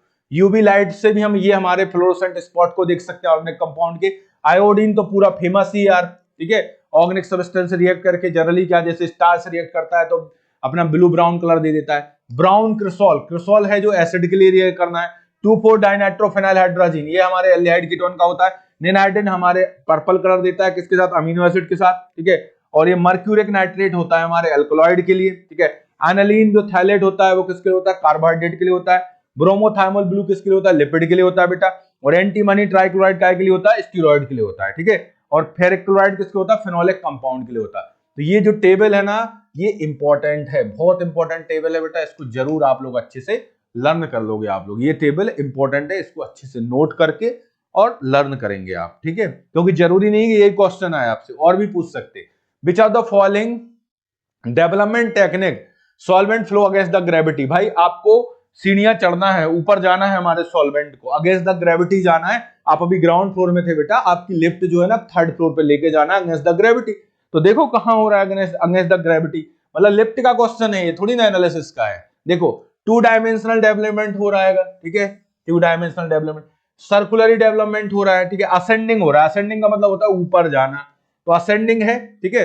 तो असेंडिंग जो होगा यहाँ पे सीधा सीधा हमारा आंसर रहेगा। डिसेंडिंग जो होता है ये ग्रेविटी की डायरेक्शन में होता है। असेंडिंग का मतलब क्या होता है, ऊपर, ठीक है, ऊपर जाना असेंडिंग कहलाता है। तो सीधा सीधा इसका आंसर क्या होना चाहिए, सी आंसर अपना इस एकदम करेक्ट हो जाएगा, सी आंसर। अब आता है देखो ये असेंडिंग डेवलपमेंट क्या होता है भाई, जो हम ये लगाते हैं अपने टीएलसी या पेपर, तो इसमें सॉल्वेंट मूव करता है। सॉल्वेंट जो होता है फ्लो अगेंस्ट द ग्रेविटी, ठीक है। डिसेंडिंग में क्या होता है, ग्रेविटी के अकॉर्डिंग चलता है। असेंडिंग डिसेंडिंग डेवलपमेंट होता है, ये हाइब्रिड फॉर्म होता है भाई, इसमें दोनों तरीके का हम यूज करते हैं। हाइब्रिड फॉर्म होता है क्रोमेटोग्राफी का। और सर्कुलर में क्या होता है, सर्कुलर मोशन में वो मूव करने लगता है। बस इतना सा है ये हमारा। ये कई बार हम पेपर क्रोमेटोग्राफी में या टीएलसी पेपर क्रोमेटोग्राफी में हमको देखने को मिल जाती है, ठीक है। नेक्स्ट है question, which of the following a weak adsorbent. अरे एडजॉर्बेंट लिखा है कि और कुछ लिखा, रे देखना है यहाँ पर एडजॉर्बेंट लिखा है साहब, यहाँ पर एब्जॉर्बेंट नहीं लिखा। एब्जॉर्बेंट लिखा होता ना तो ये यूवी विजुअल स्पेक्ट्रोस्कोपी की कहानी चालू हो जाती। यहाँ क्या लिखा है, एडजॉर्बेंट लिखा है। एडजॉर्प्शन का मतलब क्या है, सरफेस फिनोमेना। सरफेस फिनोमेना कहां पढ़ते हैं यार अपन लोग, सरफेस फिनोमेना कहां पढ़ते हैं भाई, हम क्रोमेटोग्राफी में एडजॉर्प्शन प्रिंसिपल होता है। यहाँ पर आपका सरफेस फिनोमेना होता है। जैसा अपने घर पे भाई कोई डिलीवरी बॉय आता है फ्लिपकार्ट अमेजोन से, तो वो गेट पे ही बात करके चला जाता है, तो ऐसे ये सरफेस फिनोमेना होती है। अब वो पूछ रहा है कि भाई वीक एडजॉर्बेंट बताइए सबसे ज्यादा, तो भाई ये मैग्नीशियम हाइड्रोक्साइड है हमारा, मैग्नीशियम ऑक्साइड। ये टाल, टाल का केमिकल फार्मूला क्या होता है भाई, मैग्नीशियम सिलिकेट होता है। अब भूल जाते हैं अपन, जब क्योलिन मिलता है सामने खड़ा तो हमें लगता है ये मैग्नीशियम सिलिकेट है, तो देखो इसमें एल्यूमिनियम इसके पास पहले से है, तो इसको एल्यूमिनियम नहीं देना अपन को, ये मैग्नीशियम सिलिकेट है। क्योलिन हमारा क्या होता है, एल्यूमिनियम सिलिकेट होता है। ध्यान रखना, टाल्क हमारा पूरी दुनिया का सबसे सॉफ्टेस्ट मिनरल होता है, मतलब सबसे मुलायम है, ये सॉफ्टेस्ट मिनरल होता है, बिल्कुल सॉफ्टेस्ट मिनरल होता है टाल्क। और यहां पर अगर ये तीनों की बात करो भाई, तो ये तो गुड एडजॉर्बेंट होते हैं हमारे, गुड एडजॉर्बेंट। तो ये जो कार्बोहाइड्रेट है भाई हमारा सुक्रोज है। अब अपन शुगर पे ही देखें तो कितना वीक एडजॉर्प्शन होता होगा, तो ये अपना क्या है, वीक एडजॉर्बेंट होता है। वीक एडजॉर्बेंट होता है, एडजॉर्प्शन तो करता है बट इनके कंपैरिजन में क्या करता है, कम करता है। तो आपको ध्यान रखना है। सबसे अच्छा चारकोल भी रहता है, उसमें ज्यादा रहता है, ठीक है। नेक्स्ट क्वेश्चन है हमारा अगला, the flame use for the volatile elements, ठीक है। अगर वोलेटाइल एलिमेंट्स को अपन को करना है फ्लेम फोटोमेट्री से डिटेक्ट, तो कौन सी फ्लेम यूज करोगे आप लोग, ठीक है। वोलेटाइल अगर आपको करना है डिटेक्शन तो कौन सी फ्लेम करोगे, तो इसमें अपन क्या करेंगे, एआर और प्रोपेन का मिक्सचर यूज करते हैं बेटा, ये ध्यान रख लेना आप। एआर और प्रोपेन का क्या मिक्सचर यूज करते हैं हम, एआर और प्रोपेन का मिक्सचर यूज किया जाता है। एआर और प्रोपेन का क्या रहता है बेटा, मिक्सचर रहता है इसमें, ठीक है। ये दिख रहा है हमारा एयर कोल गैस है, ये हमारा एलिमेंट किसके लिए सुटेबल होता है, zinc copper cadmium lead alkali metal के लिए। एयर प्रोपेन हमारा क्या होता है, वोलेटाइल के लिए फिक्स होता है। एयर एसिटाइलिन SnBa क्रोमियम के लिए रहता है। N2O हमारा और ये एल्यूमिनियम, ठीक है, तो ये इसके लिए फिक्स होता है। तो ये आप याद कर लो, इसमें से जैसे वोलेटाइल अपना स्पेसिफिक बेटा, इसको याद कर लेना था अपन को, ठीक है, ये उसके लिए यूज होता है। अब आता है विच of the following group decrease fluorescent intensity. Fluorescent intensity को कौन डिक्रीज करता है बेटा, इलेक्ट्रॉन विथड्रॉइंग ग्रुप्स क्या करते हैं, डिक्रीज कर देते हैं। इलेक्ट्रॉन को वो खींच लेते हैं, इलेक्ट्रॉन जितना ज्यादा उतना ज्यादा रहेगा। तो भाई अब ये इलेक्ट्रॉन को तो इसने खींच लिया अपने यहाँ, ठीक है। इलेक्ट्रॉन विथड्रॉइंग ग्रुप्स अपना सीधा सीधा इसका आंसर रहेगा सी आंसर। सी आंसर अपना एकदम करेक्ट होगा, इलेक्ट्रॉन विथड्रॉइंग ग्रुप, ठीक है। तो इलेक्ट्रॉन डोनेटिंग ग्रुप्स जो होते हैं इनहेंस करते हैं फ्लोरोसेंस को, क्योंकि इलेक्ट्रॉन को दे रहे हैं। इलेक्ट्रॉन विथड्रॉइंग ग्रुप तो इलेक्ट्रॉन को खींच रहे हैं, ठीक है। हाई एटॉमिक नंबर एटम होते हैं जिसमें पाई इलेक्ट्रॉन्स रहते हैं, सिस्टम डिक्रीज द फ्लोरोसेंस, ठीक है। तो ये आपको ध्यान रखना है। नेक्स्ट क्वेश्चन है, fluorescence intensity is directly proportional to the. आपका बीएल लेमर्स लॉ याद करो, उसी के जैसे चलना है अपन को। ये जैसे क्वेश्चन आ जाता है कभी अपन को, तो इसमें ध्यान ये रखना है। देखो यहां पर ये पूछा है उन्होंने कि भाई फ्लोरोसेंस, तो आपको इक्वेशन तो हमें पता है कि एब्जॉर्प्शन होता है एप्सिलॉन Cl होता है, ये इक्वेशन पता है हमको। अब इन्होंने पूछा है डायरेक्टली प्रोपोर्शनल पूछा है, तो यार ऐसा टेम्परेचर का कोई इक्वेशन नहीं है विस्कोसिटी का कोई इक्वेशन है नहीं, ठीक है। अब रेडिएशन का फ्रॉम द सोर्स से रेडिएशन आने से हमको क्या लेना देना, हम तो निकाल रहे हैं वहां पर, तो इसमें सीधा सीधा आंसर क्या रहेगा हमारा, मोलर एब्जॉर्बिलिटी आंसर आएगा, क्योंकि डायरेक्टली प्रोपोर्शनल पूछा है। कुछ बच्चे इस क्वेश्चन में पूछेंगे सर ये भी तो अफेक्ट करेंगे, हाँ अफेक्ट करेंगे भाई, क्वेश्चन में क्या बोल रहे हैं वो अपन से, डायरेक्टली पूछ रहे हैं, डायरेक्ट बताइए आप एकदम, तो डायरेक्ट में आंसर तो अपना ए ही करेक्ट होना चाहिए। देखते हैं क्या करेक्ट है अपना भाई, ए ही आंसर अपना, मोलर एब्जॉर्बिलिटी ये इक्वेशन होता है, वहां एब्जॉर्बेंस की जगह अपन फ्लोरोसेंस इंटेंसिटी कर देते हैं, मोलर एब्जॉर्बिलिटी ये पाथ लेंथ हो जाता है, सी कंसंट्रेशन, वही हमारा बीएल लैम्बर्ट्स लॉ है, को ही सब ये स्पेक्ट्रोस्कोपी यूज कर रहे हैं, एब्जॉर्प्शन स्पेक्ट्रोस्कोपी वाले कहते हैं बीएल लैम्बर्ट्स लॉ को बहुत बहुत धन्यवाद कि आपने ऐसा नियम बनाया कि जिसको हम सब लोग यूज करते हैं, ठीक है। अब यहाँ पे एफ एब्जॉर्बेंस की जगह क्या आ गया, फ्लोरोसेंस आ गया, ये मोलर एब्जॉर्बिलिटी है ही हमारा, बी वही है, वहां एल लिखते थे अपन, अब इधर बी लिख दिया, लेंथ है ना ये हमारी, और सी अपना कंसंट्रेशन है, बात तो अपना वही है, तो ये सीधा सीधा इक्वेशन है, इसको आपको ध्यान रखना है। आगे चलते हैं, क्वांटिटेटिव और qualitative test to determine the biological activity of substance is known as the, कोई सब्सटेंस है उसकी अपन को बायोलॉजिकल एक्टिविटी निकालनी है, कोई भी सब्सटेंस है, चलो कोई ड्रग है उसकी अपन को एक्टिविटी निकालनी है, अगर क्वांटिटेटिव या क्वालिटेटिव, ठीक है, उसकी अगर बायोलॉजिकल सिस्टम पर अपन एक्टिविटी को निकालेंगे तो टाइटेशन कहलाएगा कि नहीं भाई, टाइटेशन तो अपना काय पे होता है, ब्यूरेट पिपेट में करते हैं। बायोलॉजिकल प्रैक्टिस तो भैया डॉक्टर लोग करते हैं, क्लिनिकल प्रैक्टिस कहलाती है वो, उसमें तो जो अप्रूव्ड ड्रग होती है उनका यूज करते हैं। क्लिनिकल ट्रायल क्या होता है, अगर ह्यूमन बीइंग्स पे कर रहे हैं अपन तो उसको क्लिनिकल ट्रायल बोलते हैं, लेकिन देखो इसमें क्लिनिकल ट्रायल भी हमारा आंसर हो सकता है, लेकिन qualitative and quantitative test to determine the biological activity of a substance is known as, अगर आप इसके बायोलॉजिकल एक्टिविटी को किस पर निकालते हो, इसको एक सिंपल सा टर्म होता है बायोएसे। अब बायोएसे आप किस पे कर रहे हो भैया, अगर बायोएसे मेरे भाई अपन ह्यूमन पे करने लगते हैं तो वो क्लिनिकल ट्रायल कहलाता है, जो शेड्यूल बायो में आता है, अगर आप एनिमल पे करोगे तो वो एनिमल स्टडी कहलाने लगता है, अगर आप माइक्रोऑर्गेनिज्म पे करोगे तो माइक्रोबायोलॉजिकल ऐसे कहलाएगा। तो अगर मान लो अपन लोग सपोज क्लिनिकल ट्रायल को लगा देते हैं, ये जो है ना ये 50% सही ऑप्शन होगा। अगर आप क्लिनिकल ट्रायल लगाते हो तो ये जो चेक कर रहे हो किस पे करोगे, ह्यूमन पर, केवल ह्यूमन पर, और वो फिर आपसे एनिमल नहीं बोलेगा और माइक्रोऑर्गेनिज्म नहीं बोलेगा, यार मेरी बायोलॉजिकल एक्टिविटी टेस्ट करने को क्या बोलोगे फिर आप। तो यहां तो आपको सीधा लिखा है क्वालिटेटिव क्वांटिटेटिव टेस्ट डिटरमाइन करना है, किसमें करना है हमको, बायोलॉजिकल एक्टिविटी डिटरमाइन करना है कोई भी ड्रग का। अब अगर वो आप ह्यूमन में करते हो बेटा तो क्लिनिकल ट्रायल कहलाता है, एनिमल में करोगे एनिमल स्टडी कहलाएगा, माइक्रोऑर्गेनिज्म में करोगे माइक्रोबायोलॉजिकल ऐसे कहलाएंगे। तो अब यहां पे हम क्या आंसर लगा दें, एक ऐसा आंसर लगाओ कि तीनों लोग आ जाएं उसमें, तो हमने सीधा आंसर कह दिया बायो ऐसे। अगर यहां लिख दिया जाए कि माइक्रोऑर्गेनिज्म में स्टडी करना है तो फिर माइक्रोबायोलॉजिकल ऐसे, एनिमल में एनिमल स्टडी कहलाएगी आपकी, और अगर वो लिखते हैं ह्यूमन में टेस्ट किया जा रहा है, और अगर ह्यूमन में दिया जा रहा है या क्लिनिकल वर्ड जोड़ दिया उनने, क्लिनिकल जुड़ गया मतलब ह्यूमन में यूज हो रही कोई चीज, तो फिर वो क्लिनिकल ट्रायल में आ जाएगा अपना। ओके, तो ये ध्यान रखना है, इसका आंसर जो आई थिंक बायो ऐसे ही होना चाहिए और वही इसका आंसर होगा भी। देखो ये भी सही हो सकता है, कुछ बच्चे इस पे जा सकते हैं भाई, मैंने उनको बता दिया इसलिए कि इस पे अपन जाएंगे तो अपन फंस जाएंगे, दो लोग अपन से गुस्सा हो जाएंगे, माइक्रोऑर्गेनिज्म और एनिमल, वो कहेंगे यार हमने क्या गलती कर दी, मेरे ऊपर भी तो तुमसे पहले तो हम पे ड्रग की टेस्टिंग की जाती है, समझ रहे हो, तो भाई हमारा भी तो ध्यान रखो। तो अपन ने बायो ऐसे टर्म्स का आंसर दिया हुआ है। ओके, ये सीधा सीधा है, बायो ऐसे जो होता है मेथड्स डिटरमाइन करते हैं ड्रग की पोटेंसी, और ये सब किसमें, लिविंग एनिमल्स में और प्लांट में। देखो यहां लिखा लिविंग एनिमल्स और प्लांट में क्या किया जाता है, डिटरमाइन किया जाता है, ये आपको ध्यान रखना है। ये बायो ऐसे कैन बी आइदर क्वांटल और क्वांटिटेटिव हो सकता है, डायरेक्ट हो सकता है, इनडायरेक्ट हो सकता है, ठीक है, तो ये आपको ध्यान रखना है। क्लियर है, तो ये क्लियर है। ओके, मिलते हैं फिर नेक्स्ट टेस्ट में, सभी लोग बढ़िया स्टडी करते रहें, सभी के लिए बहुत बहुत धन्यवाद, थैंक्स। हेलो डियर स्टूडेंट्स, तो स्वागत है आपका फार्मा एजुकेशन के सबसे बड़े digital platform GPAT discussion centre में। दोस्तों, वीकली टेस्ट में मैं आपको डिस्कस कराने जा रहा हूं आपके क्वेश्चंस, फार्मास्यूटिक्स जो पोर्शन है उसके क्वेश्चंस हम लोग डिस्कस करेंगे। चलिए दोस्तों शुरू करते हैं क्वेश्चन नंबर 29 से। चलिए, ये बड़ा अच्छा क्वेश्चन है, choose the wrong statement from the following with regard to amorphous solid. Amorphous solid के रिगार्डिंग जो रॉन्ग स्टेटमेंट है वो हमें सिलेक्ट करना है। दोस्तों, आपके सामने ऑप्शंस हैं, चलिए ऑप्शन देखते हैं क्या क्या ऑप्शंस हैं। They are usually isotropic, they tend to follow when subjected to sufficient pressure, consider as super cooled fluid, option D they have definite melting point. तो दोस्तों यहां पर देखते हैं कौन सा स्टेटमेंट करेक्ट है, कौन सा स्टेटमेंट रॉन्ग है, तो डेफिनेटली हम आंसर की तरफ पहुंच जाएंगे। तो चलिए सबसे पहला जो स्टेटमेंट है, सबसे पहला जो पॉइंट है उसको हम देखते हैं। तो जो ऑप्शन है they are isotropic, they are usually isotropic, ये हाँ ये बिल्कुल सही है, आइसोट्रोपिक होते हैं ये। और जो आपके क्रिस्टल्स होते हैं वो एनाइसोट्रोपिक होते हैं। तो ये स्टेटमेंट तो या कह सकते हैं ये ऑप्शन तो एकदम से करेक्ट है।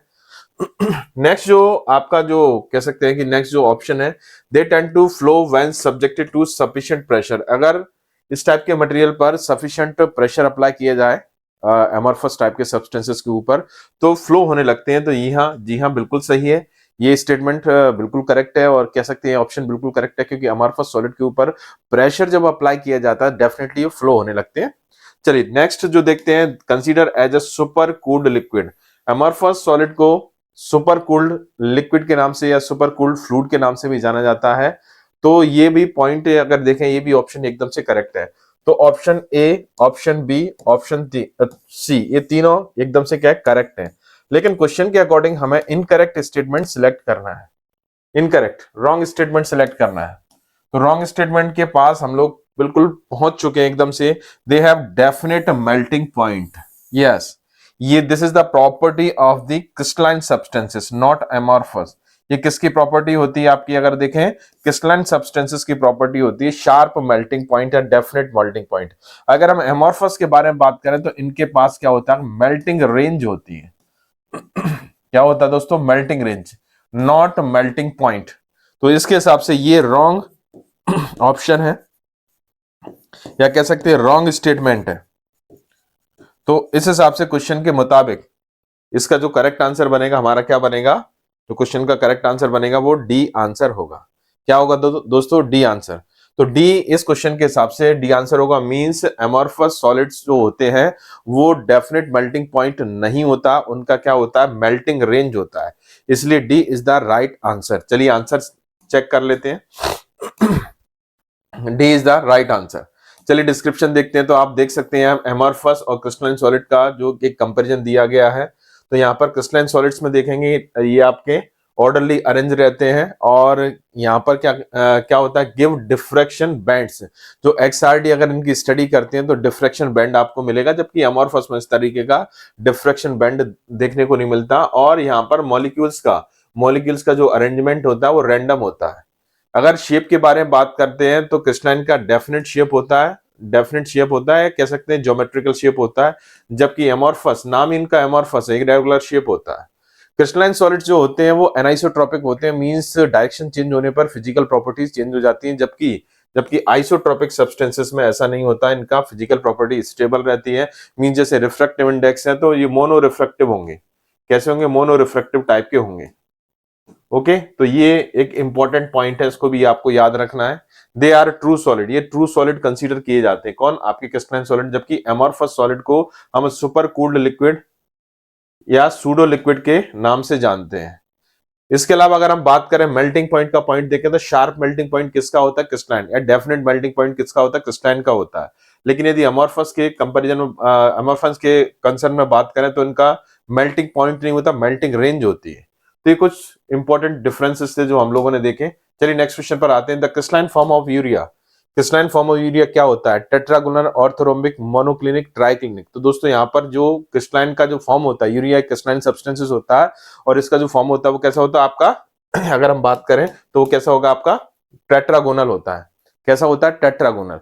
तो ये आपको कुछ एग्जांपल्स हम लोग बताएंगे, वो उन एग्जांपल्स को आपको याद रखने की किसका कैसा शेप होता है। जैसे हम बात करें क्यूबिक स्ट्रक्चर किसका होता है, सोडियम क्लोराइड और पोटेशियम क्लोराइड क्यूबिक स्ट्रक्चर वाले होते हैं, जबकि टेट्रागोनल में देखेंगे तो यूरिया, पोटेशियम डाइहाइड्रोजन फास्फेट, ये सब किसके होंगे, आपके टेट्रागोनल स्ट्रक्चर के होंगे। और उसके अलावा देखें हेक्सागोनल का आइस और थाइमोल आपके हेक्सागोनल स्ट्रक्चर के होंगे। वहीं ऑर्थोरोम्बिक के बारे में बात करें तो बेरियम सल्फेट और सल्फ एसिटामाइड होते हैं। ये भी क्वेश्चन आता है कि ऑर्थोरोम्बिक स्ट्रक्चर किन किन का होता है। तो ऑर्थोरोम्बिक स्ट्रक्चर वाले सब्सटेंसेस कौन कौन से होते हैं, बेरियम सल्फेट और सल्फ एसिटामाइड। उसी तरीके से बात करें मोनोक्लिनिक में अगर देखें तो सुक्रोज, एफेड्रिन, हाइड्रोक्लोराइड आपके मोनोक्लिनिक स्ट्रक्चर के होते हैं। और ट्राइक्लिनिक का अगर हम बात करें तो फिनोप्थेरिन और कॉपर सल्फेट ट्राइक्लिनिक स्ट्रक्चर का होते हैं। तो दोस्तों यहाँ पर क्वेश्चन में पूछा गया था टेट्रागोनल, तो उसके हिसाब से आंसर क्या था हमारा, urea is the right answer. चलिए ये तो हो गया क्वेश्चन नंबर 30। अब 31 पर आते हैं। In case of suspension all statement below are true. Suspension के केस में हमें स्टेटमेंट, करेक्ट स्टेटमेंट सिलेक्ट करना है। Okay, it contains a suspending agent. Definitely suspending agent रहता है। सस्पेंशन को बनाने के लिए हम सस्पेंडिंग एजेंट यूज करते हैं। सस्पेंडिंग एजेंट यूज करने का एडवांटेज क्या होता है, आपका सस्पेंशन को एक प्रॉपर विस्कोसिटी मिल जाती है, जिसके कारण उसका रेट ऑफ सेडिमेंटेशन क्या हो जाता है, स्लो हो जाता है। तो ये पॉइंट एकदम से करेक्ट पॉइंट है। उसके बाद यदि देखें, it is an oral preparation. जी हाँ, बिल्कुल ओरल रूट से भी यूज किए जाते हैं। ऐसा नहीं अकेला ओरल होता है, पेरेंटल भी होते हैं, टॉपिकल भी होते हैं, ऑप्थेल्मिक भी होते हैं। डिफरेंट टाइप के रूट से हम इसको यूज कर सकते हैं। तो ये पॉइंट भी एकदम से सही हो जाएगा। It is N injectable preparation. हाँ, कुछ जो सस्पेंशन होते हैं, कुछ पेरेंटल्स भी यूज किए जाते हैं, मतलब कुछ पेरेंटल प्रिपरेशंस होती हैं वो सस्पेंशन नेचर की भी हो सकती हैं। हालांकि पेरेंटल में आप एमल्शन भी यूज कर सकते हो, सॉल्यूशंस भी यूज कर सकते हो, पाउडर फॉर रिकंस्टिट्यूशन भी यूज कर सकते हो। लेकिन इंपॉर्टेंट क्या है कि सस्पेंशन भी यूज किया जाता है। तो यहाँ पर अगर देखें, ए, बी और सी तीनों ही करेक्ट ऑप्शन है हमारे पास, तो इसलिए हमारा जो डी ऑप्शन है, ऑल ऑफ दीज करेक्ट हो जाएगा। तो करेक्ट आंसर जो होगा हमारा, राइट आंसर क्या होगा, D is the right answer. चलिए चेक करते हैं आंसर क्या है। Yes, D is the right answer. तो आप देख सकते हैं सस्पेंशन की जो डिफरेंट टाइप की प्रॉपर्टीज है वो आप देख सकते हैं। यहाँ पर जो सस्पेंशन और सॉलिड पार्टिकल्स जो होते हैं, सस्पेंडेड पार्टिकल होते हैं, एक डेफिनेट साइज रेंज के होते हैं, जो 0.5 to 5 माइक्रोन के होते हैं। वो आसानी से सेडिमेंट नहीं होने चाहिए, रेट ऑफ सेडिमेंटेशन स्लो होनी चाहिए।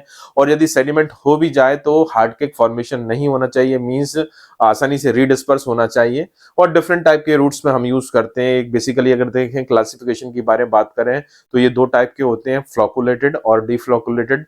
फ्लोकुलेटेड में पार्टिकल ग्रुप्स या फ्लॉक्स के फॉर्म में प्रेजेंट रहते हैं, और डीफ्लोकुलेटेड में पार्टिकल इंडिविजुअली प्रेजेंट होते हैं। चलिए आगे बढ़ चलते हैं नेक्स्ट क्वेश्चन की तरफ। Question number 32, which of the following particle size determination method is based on the sedimentation.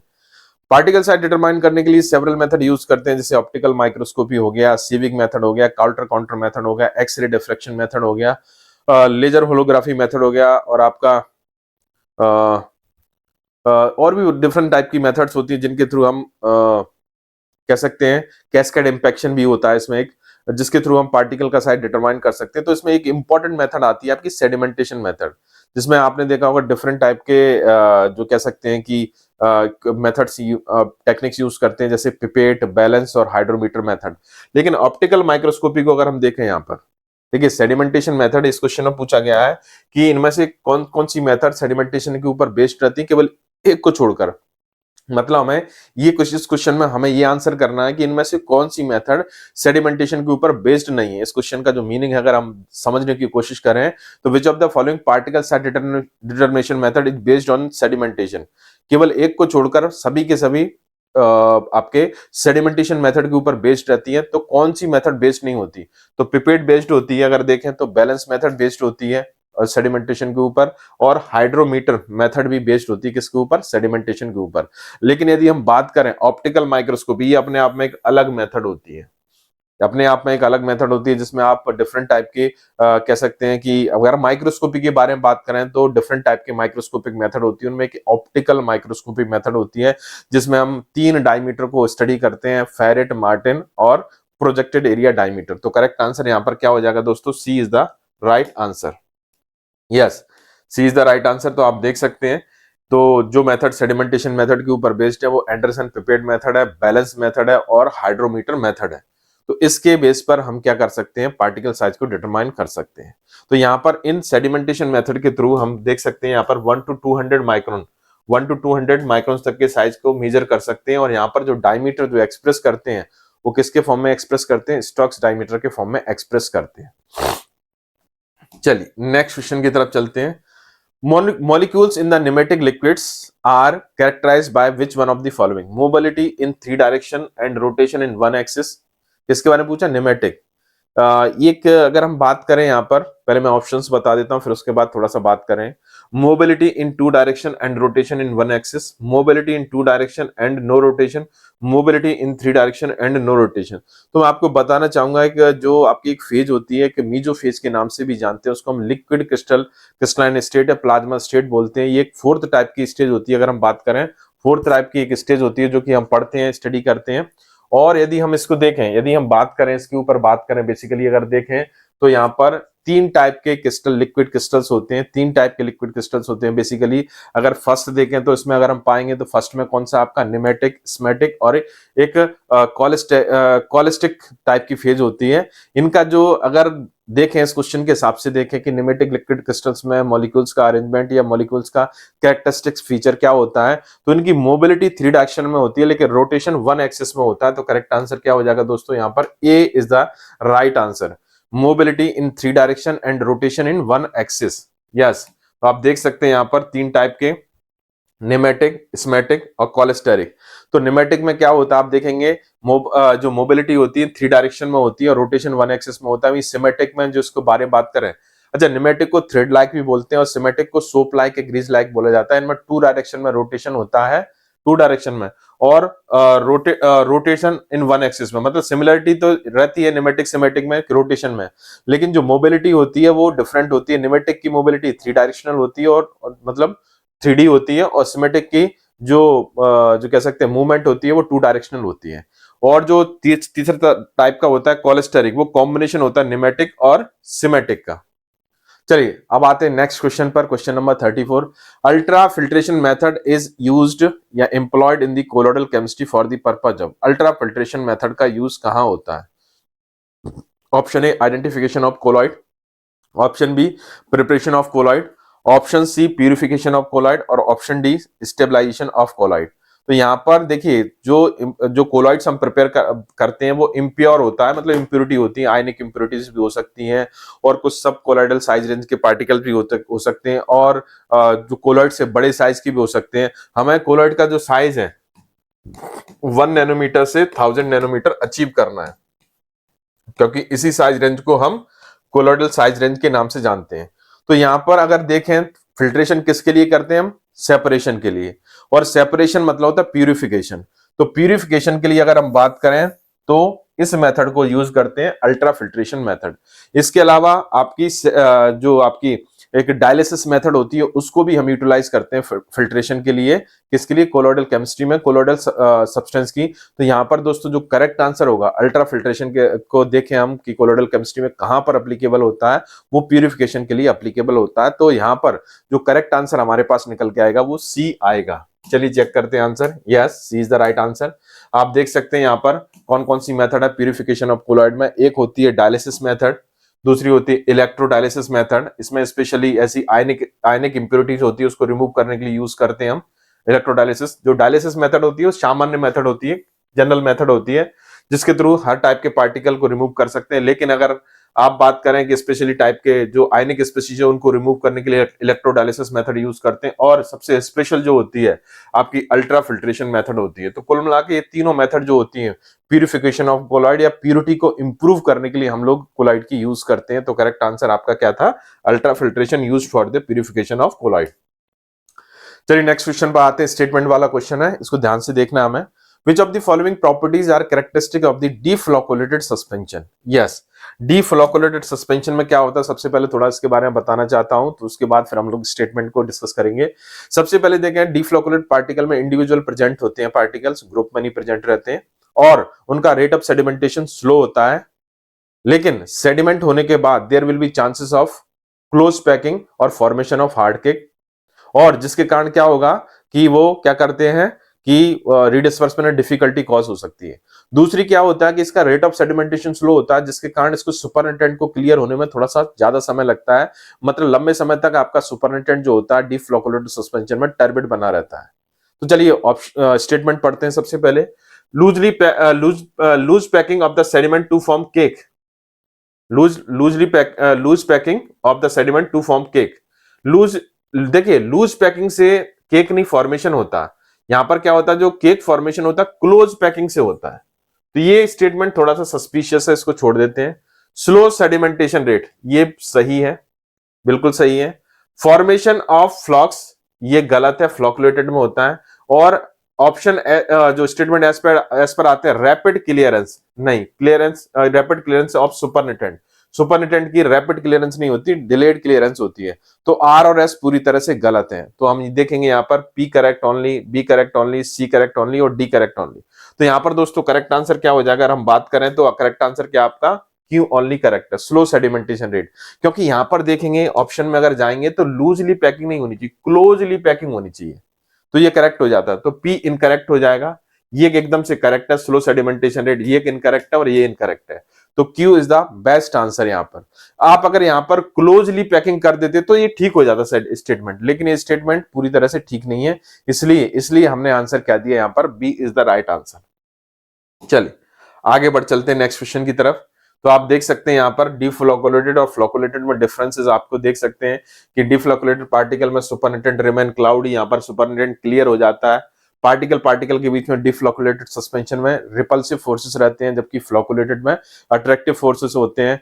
डिफ्लोकुलेटेड suspension में पार्टिकल इंडिविजुअल फॉर्म में प्रेजेंट होता है और इंडिविजुअली सेडिमेंट होता है, जबकि फ्लोकुलेटेड सस्पेंशन में पार्टिकल ग्रुप के फॉर्म में प्रेजेंट रहता है और उस ग्रुप को फ्लॉक्स बोलते हैं, फ्लॉक के फॉर्म में सेडिमेंट होता है। रेट ऑफ सेडिमेंटेशन के बारे में बात करें, ओवरऑल रेट ऑफ सेडिमेंटेशन देखा जाता है तो डिफ्लोकुलेटेड सस्पेंशन का स्लो होगा, जबकि फ्लोकुलेटेड में पार्टिकल ग्रुप के फॉर्म में सेडिमेंट होते हैं, इसलिए रेट ऑफ सेडिमेंटेशन क्या होता है, हाई होता है। इसके अलावा हार्ड केक फॉर्मेशन के चांसेस होते हैं डिफ्लोकुलेटेड सस्पेंशन में, जबकि फ्लोकुलेटेड में इस टाइप के हार्ड केक की पॉसिबिलिटी नहीं होती है। बायो अवेलेबिलिटी का कंपैरिजन करें तो डिफ्लोकुलेटेड की हायर होती है एज कंपेयर टू फ्लोकुलेटेड। चलिए दोस्तों, अब नेक्स्ट क्वेश्चन 36 नंबर का क्वेश्चन है, if the gas is cooled below its critical temperature high pressure is required to liquefied it. यदि मान लीजिए कोई गैस है कूल्ड हो रही है क्रिटिकल टेम्परेचर से कम पर, एक गैस इज कूल्ड मतलब उसको क्रिटिकल टेम्परेचर से नीचे उसका टेम्परेचर कर दिया गया है, तो उस समय आपको हाई प्रेशर की रिक्वायरमेंट होगी उसको लिक्विफाई करने के लिए। तो ये बिल्कुल गलत है, क्योंकि अगर आप क्रिटिकल टेम्परेचर से नीचे अगर टेम्परेचर लेकर आते हैं तो गैस की जो लिक्विफेक्शन जो एबिलिटी है वो कम प्रेशर पर ही होने लगती है। मतलब क्रिटिकल टेम्परेचर वह टेम्परेचर होता है, इससे ऊपर जाने पर आपका लिक्विड आपका जो होता है गैसियस फॉर्म में होता है। मतलब सुपर एक जो क्रिटिकल टेम्परेचर एक तरीके से हम बात करें तो एक कट ऑफ वैल्यू रहती है, इसके ऊपर गैस और इससे नीचे क्या होगा, आपका लिक्विड होगा। ओके, तो यहां पर एक ट्रांजिशन फेज होती है, मतलब आपने क्रिटिकल टेम्परेचर से नीचे लेकर आए तो लिक्विड में कन्वर्ट हो जाएगी गैस, इससे ऊपर लेके गए तो वेपर मिलेगा आपको। तो यहां पर एक तरीके कट ऑफ वैल्यू, तो इसके नीचे आपका क्रिटिकल टेम्परेचर से नीचे अगर मान लीजिए टेम्परेचर ऑलरेडी पहले से है तो आपको प्रेशर ज्यादा करने की जरूरत नहीं पड़ेगी, कम प्रेशर पर ही काम हो जाएगा। तो आपका ये एक्स स्टेटमेंट तो रॉन्ग हो गया। Eight critical temperature and critical pressure the liquid will have lowest vapour pressure. नहीं, क्रिटिकल टेम्परेचर पर वेपर प्रेशर एकदम से क्या होता है, हाईएस्ट होता है। एकदम से अगर बात करें तो इक्विलिब्रियम स्टेट होती है, लोएस्ट तो नहीं होता। लोएस्ट तो कब आएगा, ये लिक्विड स्टेट में आ जाएगा तब होगा। तो यहां पर तो वेपर प्रेशर तो अच्छा खासा रहता है, तो इसलिए वाई भी गलत हो गया। तो इस हिसाब से देखें both X and Y incorrect statement हो जाएंगे, तो डी क्या हो जाएगा दोस्तों, यहां पर करेक्ट आंसर हो जाएगा। Both statement are incorrect. यहां पर देख सकते हैं क्रिटिकल टेम्परेचर वह टेम्परेचर होता है जिससे इस पर जैसे अबव जाने पर क्या होता है, आपका सब्सटेंस जो होता है लिक्विफाइड नहीं हो सकता, मतलब उससे ऊपर आपका जो लिक्विड होता है वो गैस फॉर्म में प्रेजेंट रहता है, किसमें, गैसियस फॉर्म में प्रेजेंट रहता है। ठीक है, और अगर मान लीजिए इस टेम्परेचर से कम टेम्परेचर पर कोई गैसियस सब्सटेंस है तो उसके लिए कम प्रेशर की रिक्वायरमेंट होगी, उसको कन्वर्ट करने में, किसमें, उसको लिक्विड फॉर्म में कन्वर्ट करने पर उसको कम किसकी जरूरत पड़ेगी, आपको कम प्रेशर की रिक्वायरमेंट होगी। ठीक है, ओके, एट और अबव क्रिटिकल टेम्परेचर, ठीक है ना, तो क्या होगा, आपका गैसेस फॉर्म होगा किस पर, क्रिटिकल टेम्परेचर से ऊपर पर, तो यहां पर क्या होगा, वेपर प्रेशर क्या होगा, अच्छा खासा होगा, कम नहीं होगा। चलिए आगे बढ़ चलते हैं, next question 37। The stability and self life of suspension determined by the, कैसे डिटरमाइन करोगे स्टेबिलिटी और सेल्फ लाइफ को, accelerated stability testing, sedimentation, particle size and particle shape. ठीक है, तो स्टेबिलिटी टेस्टिंग के लिए अगर बेस्ट अगर हम बात करें तो जो करेक्ट आंसर होगा हमारा एक्सीलरेटेड स्टेबिलिटी टेस्टिंग, इससे कुछ और हो ही नहीं सकता बेस्ट आंसर, क्योंकि एक्सीलरेटेड स्टेबिलिटी टेस्टिंग में क्या करते हैं हम, हाई टेम्परेचर पर ले जाकर, या कह सकते हैं कि फ्रीज द साइकिलिंग करते हैं, जिसमें high temperature low temperature, high temperature low temperature, तो वहां पर क्या होता है, आपका सस्पेंशन की जो एक्चुअल स्टेबिलिटी है वो हमें डिटरमाइन हो जाती है। तो यहां पर इसका जो करेक्ट आंसर हो जाएगा, कौन सा हो जाएगा दोस्तों, ए is the right answer.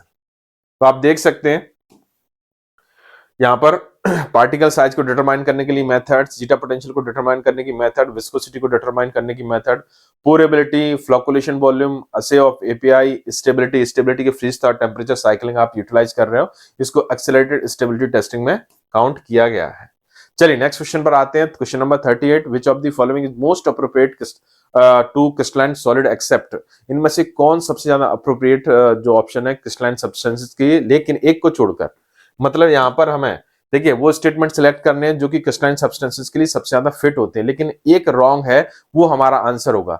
Give diffraction band बिल्कुल करेक्ट है, जो हमने देखा था कि ये एक्सआरडी जब इनकी करते हैं तो डिफरेंट एक्सरे पैटर्न प्रोवाइड करते हैं, तो ये बिल्कुल करेक्ट है।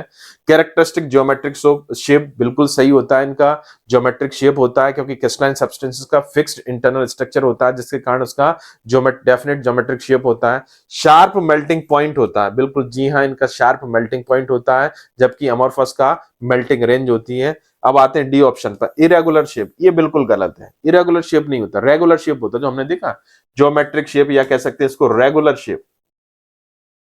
तो यहां पर ये डी ऑप्शन तो बी का एकदम से विरोधाभासी है, बिल्कुल अपोजिट है। तो डी क्या हो जाएगा दोस्तों, यहां पर करेक्ट आंसर हो जाएगा हमारे लिए। चलिए चेक करते हैं, D is the correct answer. आप देख सकते हैं ये पॉसिबल डिस्क्रिप्शन जो कि हमने पहले भी देखा था, और इसमें क्रिस्टलाइन और अमोर्फस के डिफरेंसेस आप देख सकते हैं। चलिए दोस्तों क्वेश्चन नंबर 39 देखते हैं। The angle of repose is calculated by, angle of repose बड़े एक इंपॉर्टेंट पैरामीटर होता है जिससे हम फ्लो प्रॉपर्टी को मेजर कर सकते हैं या फ्लो प्रॉपर्टी को एक्सप्रेस कर सकते हैं कि पाउडर का फ्लो कैसा है। तो यहां पर हम देखते हैं कि ऑप्शंस अगर देखें, tan theta equal to r upon h, tan theta equal to 1 plus r upon h, tan theta equal to 1 minus r upon h, tan theta equal to h upon r। तो यहां पर दोस्तों, यहां पर आपको पता है tan थीटा इक्वल टू क्या होता है, tan थीटा इक्वल टू जो आपका बेसिकली अगर देखें तो h upon r, height upon radius होता है। ठीक, ये मैक्सिमम एंगल होता है बिटवीन द हाइट और रेडियस के बीच में। यहाँ पर दोस्तों जो करेक्ट आंसर हो जाएगा वो क्या हो जाएगा, D is the correct answer. tan theta equal to h upon r, height upon radius. तो हाइट क्या होती है, अगर हम देखें यहाँ पर एंगल ऑफ रिपोज को देखें, यहाँ पर ये आपका पाइल की हाइट हो गया और ये r हो गया, इनके बीच जो मैक्सिमम एंगल है इसको एक्सप्रेस करते हैं tan theta equal to h upon r से। तो करेक्ट आंसर क्या हो जाएगा दोस्तों, यहाँ पर D is the right answer. चलिए, तो आप देख सकते हैं पॉसिबल डिस्क्रिप्शन है इसका। चलिए दोस्तों, ये था आपका फार्मास्यूटिक्स पार्ट का डिस्कशन, जिसमें हम लोगों ने स्टेट ऑफ मैटर और माइक्रोमेटिक्स के क्वेश्चंस को डिस्कस किया। आगे के डिस्कशन के लिए हम लोग नेक्स्ट टीचर्स के पास चलते हैं। Thank you so much, take care, bye bye. Pharmacognosy subject से जो एमसीक्यू पूछे गए थे, चलिए उनका हम डिस्कशन करते हैं। तो जैसे आपने देखा होगा, glycosides are condensation product of, ये क्वेश्चन आपको सबसे सिंपल क्वेश्चन लगा होगा। पहले भी हमने डिस्कस किया है कि क्या कुछ होता है ग्लाइकोसाइड, ठीक है। तो ये आपका जैसे कि ये टर्म ही क्या इंडिकेट कर रहा है कि ये दो चीज़ों से मिलकर बना है ग्लाइको। ग्लाइको मीन्स क्या हो गया, यहाँ पर ग्लूकोज को इंडिकेट कर रहा है। ग्लूकोज इट मीन्स क्या होता है, ये है आपका शुगर, है ना, शुगर पार्ट हो गया। और ये जो आपका साइड समझ लीजिए, ये क्या इंडिकेट कर रहा है, इसके नॉन शुगर पार्ट को, ठीक है। तो इसको हम क्या कहेंगे, जो आपका शुगर पार्ट है जो कि ग्लूकोज है, मीन्स ये क्या हो गया, ग्लाइकॉन पार्ट, है ना, शुगर पार्ट। और ये आपका ए ग्लाइकॉन पार्ट कहलाएगा, जो कि क्या हो गया, आपका नॉन शुगर पार्ट, ठीक है। अब देखिए, ये जो आपका शुगर और नॉन शुगर पार्ट है, इसको हम लोग इजी वे में यदि समझे तो ये आपका जो एक पेन है समझ लीजिए, है ना, ये भी दो चीज़ों से मिलकर बना है, इनका बॉडी है और इनका कैप है। तो वैसे ही ये आपका क्या है, समझ लीजिए ग्लाइकोसाइड, जिसे हम लोग स्प्लिट करते हैं तो कैसे बनेगा, ये आपका हो गया नॉन शुगर पार्ट समझ लीजिए, और ये है शुगर पार्ट।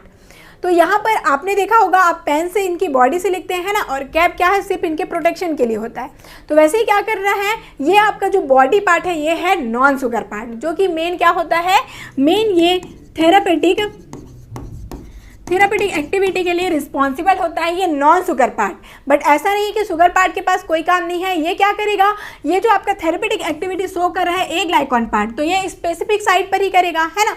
तो इनको क्या करना है, इनका जो एब्जॉर्प्शन कराना है कह लीजिए, इनका ट्रांसपोर्ट कराना है कह लीजिए, तो ये सब काम किसका होगा, ये होगा शुगर पार्ट का, ठीक है। तो ये क्या कराता है, एब्जॉर्प्शन के लिए रिस्पॉन्सिबल है ना, ट्रांसपोर्ट के लिए रिस्पॉन्सिबल है, पर जो मेन एक्टिविटी है वो ए ग्लाइकॉन पार्ट की वजह से होता है ग्लाइकोसाइड्स का।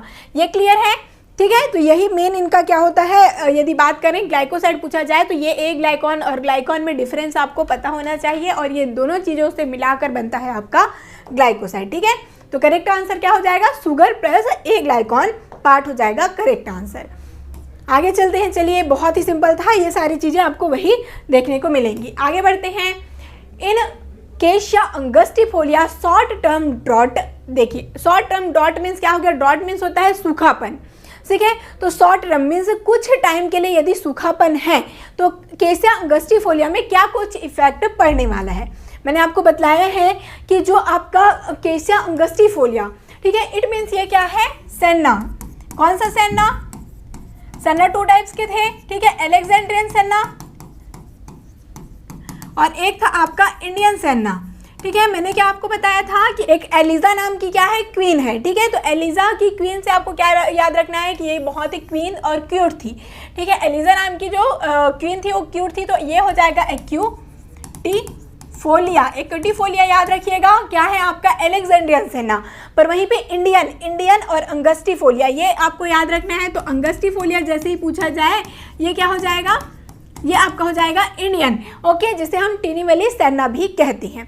तो केसिया अंगस्टिफोलिया दिया गया है, इट मीन्स जो आपका टीनी वैली सेन्ना है, इनको यदि हम शॉर्ट टर्म डॉट हुआ, इट मीन्स कुछ समय के लिए ये सुस्त हो गया कह लीजिए, या मीन्स सूखा पड़ गया कुछ ही टाइम के लिए, ठीक है। तो इन पर क्या इफेक्ट पड़ेगा। तो यदि बात करें ये जो आपका सेन्ना, इंडियन सेन्ना, उन्हें कुछ टाइम के लिए थोड़ा कम पानी की ज़रूरत पड़ती है कह सकते हैं, ठीक है, जब कुछ ही टाइम के लिए, ठीक है। यदि लॉन्ग टाइम तक कम पानी रहा तो फिर इनकी क्या है, इनका जो एक्टिविटी है वो कम हो जाएगा। जो इनका मेन एक्टिव केमिकल कॉन्स्टिट्यूएंट है सैनोसाइड्स, ठीक है। तो सैनोसाइड क्या हो जाता है, इनका जो कॉन्सेंट्रेशन है कह लीजिए, इनमें फिर डिफरेंस आएगा। यदि कुछ टाइम के लिए सूखापन रहा है ना, तो उनके लिए ज़्यादा बेनिफिशियल है, उनका जो कॉन्सेंट्रेशन है सैनोसाइड ए और बी का वो इंक्रीज हो जाता है। पर यहीं पर आपको लॉन्ग टर्म दे दिया जाए, ठीक है, शॉर्ट टर्म को हटाकर हम लोग लॉन्ग टर्म लिख दें तो जस्ट अपोजिट हो जाएगा, इनका जो कॉन्सेंट्रेशन है वो डिक्रीज होने लगेगा सैनोसाइड्स का, ठीक है। तो ये दोनों डिफरेंस को ध्यान में रखिएगा। जब थोड़ा सूखापन की ज़रूरत होती है किसके लिए, कॉन्सेंट्रेशन को इंक्रीज करने के लिए, पर ज़्यादा हमें सूखापन नहीं करना पड़ता, ओके। आप सभी जानते हैं सैनोसाइड ए बी सी डी ये क्या होता है, इनका मेन एक्टिव केमिकल कॉन्स्टिट्यूएंट है सेन्ना का, है ना। सेन्ना का क्या होता है, मेन एक्टिव केमिकल कॉन्स्टिट्यूएंट होते हैं। आगे चलते हैं। इन याम, ठीक है, the presence of irregular arrangement of the fibres the ends of which often project from the surface is because of. Yam means क्या हुआ भाई, याम किसको कहते हैं हम लोग, जो कंद है, कंद पार्ट का यूज करते हैं ना, जिमी कंद जैसे कि। तो याम होता है मेनली आपका, यहाँ पर से आपको याद रखना चाहिए, तभी कहते हैं कि हर सिनोनिम को आप जरूर से ध्यान में रखें। तो याम होता है आपका डायस्कोरिया, डायस्कोरिया क्या, डेल्टॉइडी। डायस्कोरिया डेल्टॉइडी को हम क्या कहते हैं, याम के नाम से जानते हैं। अब इनका जो सरफेस है वहाँ पर इरेगुलर होता है अरेंजमेंट का, फाइबर्स का। जो फाइबर्स हैं उनका अरेंजमेंट क्या हो, पूरा इरेगुलर रहता है। क्यों ऐसा हो जाता है इरेगुलर, क्योंकि इसमें कॉम्बिंग नहीं होती। कॉम्बिंग में समझ लीजिए सुलझाया हुआ है ना, कॉम्बिंग आप करते हैं सुलझाने के लिए, जैसे कि फाइबर से समझ लीजिए आपका हेयर एक प्रकार का फाइबर है ना, तो उनको सुलझाने के लिए कॉम्बिंग करना होता है ना, और अब्सेंस ऑफ कॉम्बिंग रहेगी तो अरेंजमेंट पूरा इरेगुलर हो जाएगा। बस यही सिंपल सी चीज़ें समझना है। इनमें भी क्या होता है, ये जो आपके फाइबर्स हैं वो भी इरेगुलर होते हैं क्योंकि इनमें कॉम्बिंग नहीं हो पाती, इसीलिए इरेगुलर हो जाते हैं इनके सरफेस में जो इनके फाइबर्स हैं। बस यही सिंपल सा क्वेश्चन है, और ये प्रीवियस ईयर का क्वेश्चन है, जीपैट का पूछा गया है, ठीक है। तो ये छोटे छोटे जो इनका जो कैरेक्टर होता है उनको जरूर से एक बार रीड करते रहिएगा। जैसे कि आप देखेंगे ये इनका क्या है, फाइबर्स हैं, इरेगुलर होते हैं किसमें, डायस्कोरिया में, ठीक है। डायस्कोरिया डेल्टॉइडी का ये क्या है, कैरेक्टर एक होता है। आगे चलते हैं। The glycoside scilliroside in red squill act as, ठीक है, सिलेरोसाइड जो कि कहाँ प्रेजेंट होता है, रेड स्क्विल में, ओके, जिसको हम क्या कहते हैं, जंगली प्याज कहते हैं। रेड स्क्विल क्या होगा, जंगली प्याज होते हैं। अब जो सिलेरोसाइड है इनकी क्या कुछ एक्टिविटी है भाई, ऑप्शन देख लीजिए। इंसेक्टिसाइड दिया है, रोडेंटिसाइड, अकैरिसाइड और रस्सीसाइड दिया गया है, ठीक है। तो क्या कुछ होता है, तो ये जो सिलेरोसाइड्स हैं ये क्या करते हैं, ये रोडेंट्स को क्या करेंगे, जो रोडेंट मीन्स क्या हो गया, रैट वगैरह, ठीक है, इनको क्या करते हैं, ये किल करते हैं, है ना। इनसे क्या करते हैं, प्रोटेक्ट करते हैं किनको, जो जैसे कि समझ लीजिए बात करें एग्रीकल्चर वगैरह में, ठीक है। तो ये सारे रोडेंट है क्या करते हैं, पूरे एग्रीकल्चर मीन्स खेती को बर्बाद कर देते हैं। तो उनके लिए क्या यूज़ किया जाता है, रोडेंटिसाइड। तो एक प्रकार का रोडेंटिसाइड है आपका सिलेरोसाइड, जो कि रेड स्क्विल से ऑब्टेन होता है, ठीक है, जिसका बायोलॉजिकल सोर्स, या फिर ये हम बात करें जैसे कि आप देखेंगे ये आपका इमेज, ठीक है, ये क्या है, जंगली प्याज काफ़ी बड़े होते हैं, जो आपके जनरली आप लोग जो प्याज यूज़ करते होंगे उनसे थोड़े बड़े होते हैं, ठीक है। इसको सिल्ला भी कहा जाता है। क्या कुछ बायोलॉजिकल सोर्स है, याद रखिएगा, अर्जिनिया मारीटिमा इनको हम कहते हैं, ठीक है। यूरोपियन स्क्विल भी इनको कहा जाता है। और इसमें दो आपके ग्लाइकोसाइड होते हैं, सिलेरोसाइड एंड सिलीरुबोसाइड इसमें प्रेजेंट होता है, ठीक है, जो कि क्या है, रेड पॉइजन मीन्स रोडेंटिसाइड की तरह एक्ट में आते हैं, ठीक है। तो यही मेन इनका कुछ कुछ इंपॉर्टेंट पॉइंट है। और इसमें रेड क्यों होता है, रेड क्यों कहते हैं इनको रेड स्क्विल, क्योंकि ये जो रेड कलर है वो क्या है, एंथ्रोसाइनिन है, पिगमेंट क्या है, एंथ्रोसाइनिन पिगमेंट इसमें प्रेजेंट होता है, इसीलिए ये रेड कलर के होते हैं, है ना। आगे चलें, the constituent of cochineal is, अब कॉकिनियल क्या कुछ है और इनका क्या कुछ कॉन्स्टिट्यूएंट है। तो ये कॉकिनियल एक प्रकार का क्या होता है, ये है इंसेक्ट भाई, याद रखिए, ये क्या है, इंसेक्ट है, जो कि कहाँ से ऑब्टेन होता है, रेड कलर का इंसेक्ट होता है, जो कि है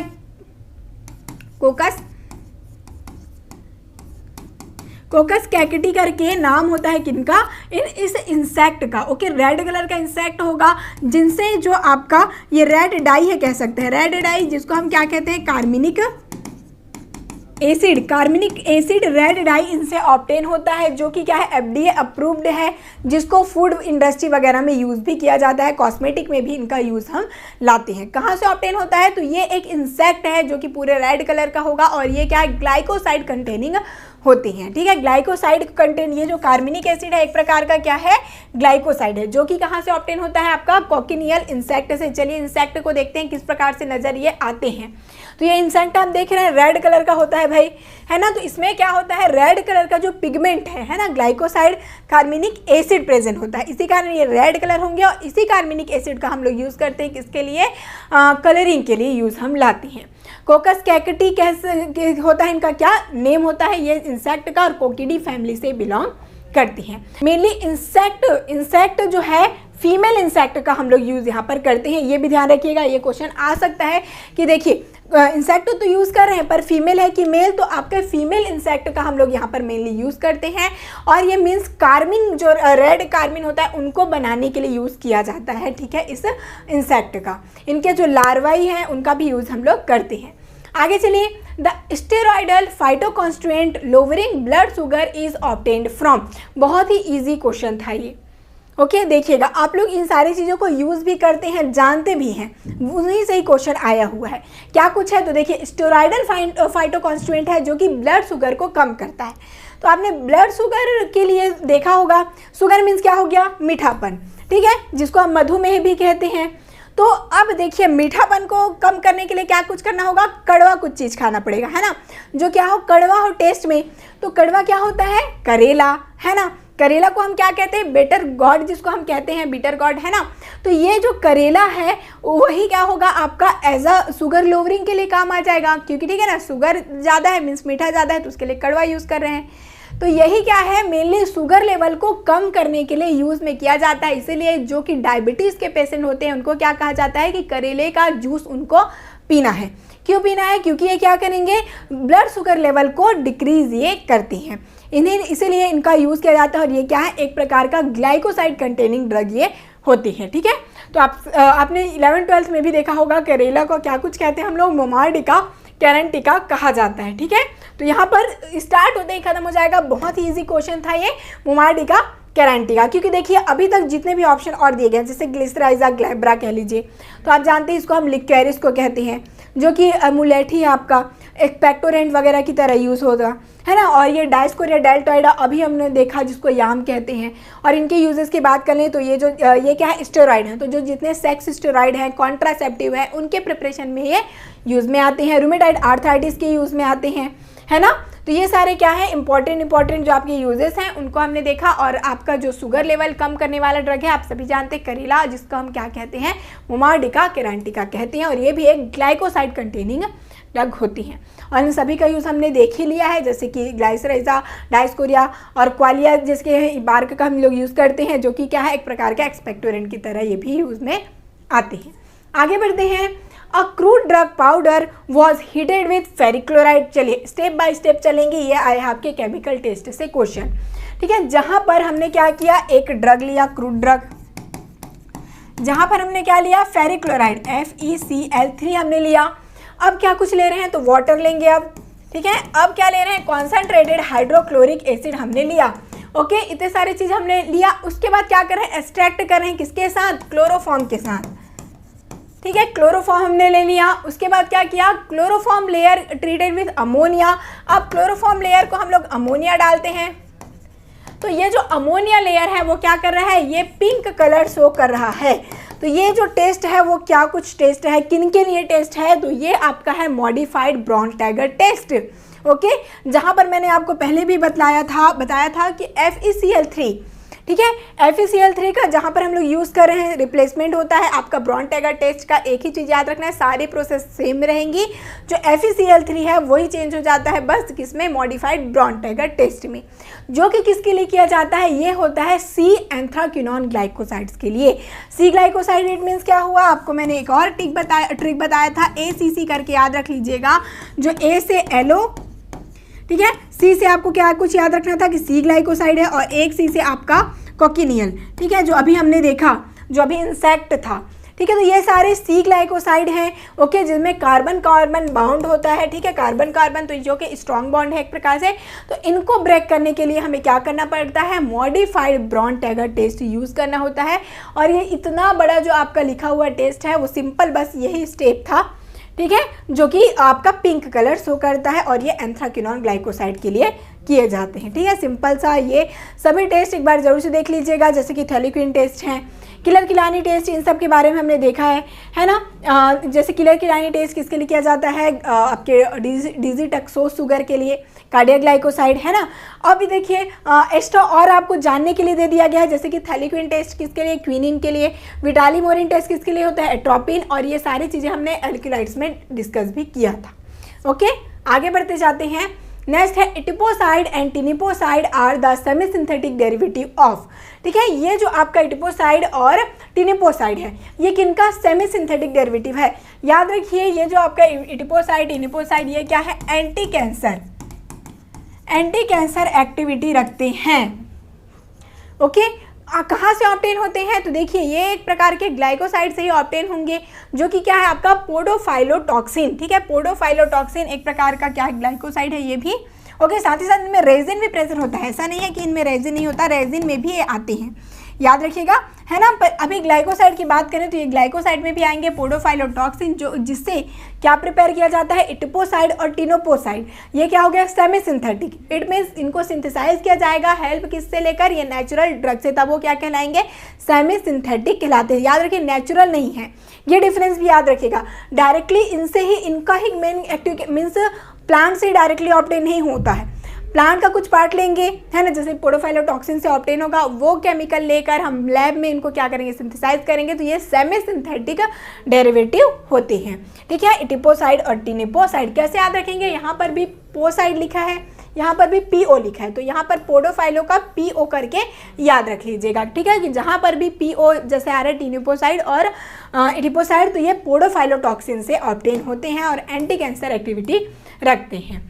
ठीक है, क्लियर है ये चीज़ है। और ये क्या है, एक प्रकार का ग्लाइकोसाइड है। ठीक है, पोडोफाइलम टॉक्सिन जो होता है वो। ठीक है, चलो आगे बढ़ते हैं। In aloe the mucilage containing parenchymatous cell are present in. Aloe में जो आपका ये पैरेन्काइमेटस म्यूसिलेज सेल है, ठीक है, वो कहाँ पर प्रेजेंट होता है, ये पूछा गया है। देखिए मेनली यदि सबसे पहले हम बात करें, एक आपका एलो का आपने यूज़ किया होगा जूस, है ना, और क्या कुछ यूज़ किया है, एलो का आपने जेल। ठीक है, एलो का जूस और एलो का जेल आपने यूज़ किया होगा। तो जूस की बात करें तो आपने देखा होगा, जैसे कि गन्ने का जूस ही होता है, तो उसको कैसे हम निकालते हैं, एक प्रकार से साइकिल टाइप का मशीन रहता है ना, जिसको हम लोग साइकिलिंग करते हैं और वो जूस निकलते जाता है। गर्मियों के टाइम में आपने अक्सर ही देखा होगा ये चीज़। तो वहाँ पर आपको ध्यान रखना है, जैसे ही जूस की बात आई तो वही साइकिल याद रखना है, और पेरीसाइक्लिक। ठीक है, फिर याद रहेगा आपको पेरीसाइक्लिक पार्ट में क्या प्रेजेंट होता है, एलो का जूस प्रेजेंट होता है। पर एलो का जो जेल है कह लीजिए, ठीक है, जेल थोड़ा थिक होता है, तो थिक जहाँ पर थिकनेस आई मीन्स म्यूसिलेज को याद करिए, ये थोड़ा क्या होते हैं, थिक होंगे, है ना, ट्रांसपेरेंट होते हैं, पर ये क्या होते हैं, थिक होते हैं म्यूसिलेज। तो ये क्या होंगे, जो आपका एलो का जेल है वो म्यूसिलेज पार्ट में प्रेजेंट होगा और जो जूस है वो पेरिसाइक्लिक पार्ट में होगा। बट यहाँ पर बात क्या आई है कि पेरेन्काइमेटस सेल, ठीक है, तो पेरेन्काइमेटस कहाँ होता है, सेंटर में प्रेजेंट होगा पेरेन्काइमेटस सेल, तो ये हो जाएगा सेंट्रल पेरेन्काइमेटस रीजन। चलिए इमेज के थ्रू देखते हैं तो ज़्यादा अच्छे से आप समझ पाएंगे इसे। तो ये क्या है, आपका एलोवेरा का पूरा ट्रांसफर सेक्शन है। यहाँ पे देखिए जूस की बात किया था हमने, ठीक है, तो पेरिसाइक्लिक रीजन में जूस प्रेजेंट है, ठीक है। म्यूसिलेजिनियस सेल जो आपका मेन सेंटर में होता है, ठीक है। पेरेन्काइमेटल देखिए लिखा है पेरेन्काइमा और म्यूसिलेज, तो म्यूसिलेजिनियस पेरेन्काइमेटस सेल कहाँ होता है, सेंट्रल रीजन में, बीच में प्रेजेंट ये होते हैं एग्जैक्टली, ठीक है। ये क्लियर है, यही चीज़ें पूरी पूछी गई थी बस, और कुछ भी आपको याद नहीं रखना है, जेल और जूस को याद रख लेना है जो इम्पोर्टेंट था। आगे चलते हैं, नेक्स्ट क्वेश्चन है, डायोसिन अ steroidal saponin glycoside of Dioscorea tubers after hydrolysis give, ठीक है। आपको सभी को पता है जैसे कि अब हमने क्या लिया, ग्लाइकोसाइड, तो ग्लाइकोसाइड को हाइड्रोलाइज करेंगे तो वही दो चीज़ों में स्प्लिट होगा, एक आपका जेनिन पार्ट और एक ओस पार्ट, मीन्स एक शुगर पार्ट और एक नॉन शुगर पार्ट। तो यहाँ पर डायोसिन, ठीक है, जो कि कहाँ से ऑब्टेन होता है, आपका वही डायोस्कोरिया डेल्टॉइडा। तो डायोसिन का जब हम लोग क्या करेंगे, यहाँ पर हाइड्रोलाइसिस करेंगे, है ना। हाइड्रोलाइसिस करने से क्या कुछ ऑब्टेन होगा, तो एक होगा जेनिन पार्ट जो कि क्या है आपका डायोजेनिन लगा लीजिए, है ना, डायो में डायोजेनिन लगा दीजिए सिर्फ जेनिन पार्ट। अब शुगर की बात करें तो दो शुगर इसमें ऑब्टेन होता है, एक का होता है 2 पार्ट इसका होता है रेमनोज का और एक पार्ट होता है ग्लूकोज का, ठीक है। तो ये याद रखिएगा, इसके लिए भी एक ट्रिक बना लीजिए, जब कभी भी डायोसिन आए तो आपको DG2R करना है, क्या है, DG2R, D से हो जाएगा डायोजेनिन, J से हो जाएगा ग्लूकोज और 2 रेमनोज यहाँ पर होते हैं किसमें, डायोसिन में। तो यहाँ पर करेक्ट आंसर क्या हो जाएगा, diosgenin plus 1 glucose and 2 rhamnose होगा करेक्ट आंसर, ठीक है। यही देखिए स्टेरॉइडल होते हैं ये, है ना, स्टेरॉइडल सेपोनिन है ये। तो स्टेरॉइडल देखिए एसिडिक हाइड्रोलाइसिस हुआ तो डायोजेनिन, ग्लूकोज और रेमनोज ये बनते हैं। चलिए नेक्स्ट चलते हैं, star spots present in the transfer section of decorticated rhubarb rhizomes are, ठीक है। रुबाब का जो राइजोम पार्ट हम लोग यूज़ करते हैं, है ना, तो इनमें क्या प्रेजेंट होता है, स्टार स्पॉट प्रेजेंट होता है, ठीक है, जब इनका हम लोग टेस्ट लेते हैं तो। अब इनमें जो स्टार स्पॉट्स हैं राइजोम में, उनमें क्या कुछ और स्पेशल फीचर है कह सकते हैं, ठीक है। तो इनमें स्टार स्पॉट तो इनका स्पेशल फीचर है ही, साथ ही साथ इनमें क्या होता है, बहुत ही डेंस कह सकते हैं, वेस्कुलर बंडल होता है काफ़ी गाढ़ा, जो कि मेनली क्या होता है, पिंक कलर का कह सकते हैं, ठीक है। इनका वेस्कुलर बंडल होता है, बहुत ही डेंस और घने होते हैं इनका वेस्कुलर बंडल, इसीलिए कह सकते हैं बहुत ही एबनॉर्मल होते हैं, ठीक है। जनरली एबनॉर्मल इट मीन्स दूसरों से देखने में, जैसे कि जनरल जो वेस्कुलर बंडल होता है उनसे काफ़ी अलग होंगे, काफ़ी डेंस होते हैं क्योंकि, ठीक है। तो इनको क्या कहेंगे, डेंस मीन्स हो गया कॉन्सेंट्रिक, ठीक है। तो कॉन्सेंट्रिक वेस्कुलर बंडल इनका क्या है, कैरेक्टरिस्टिक फीचर है।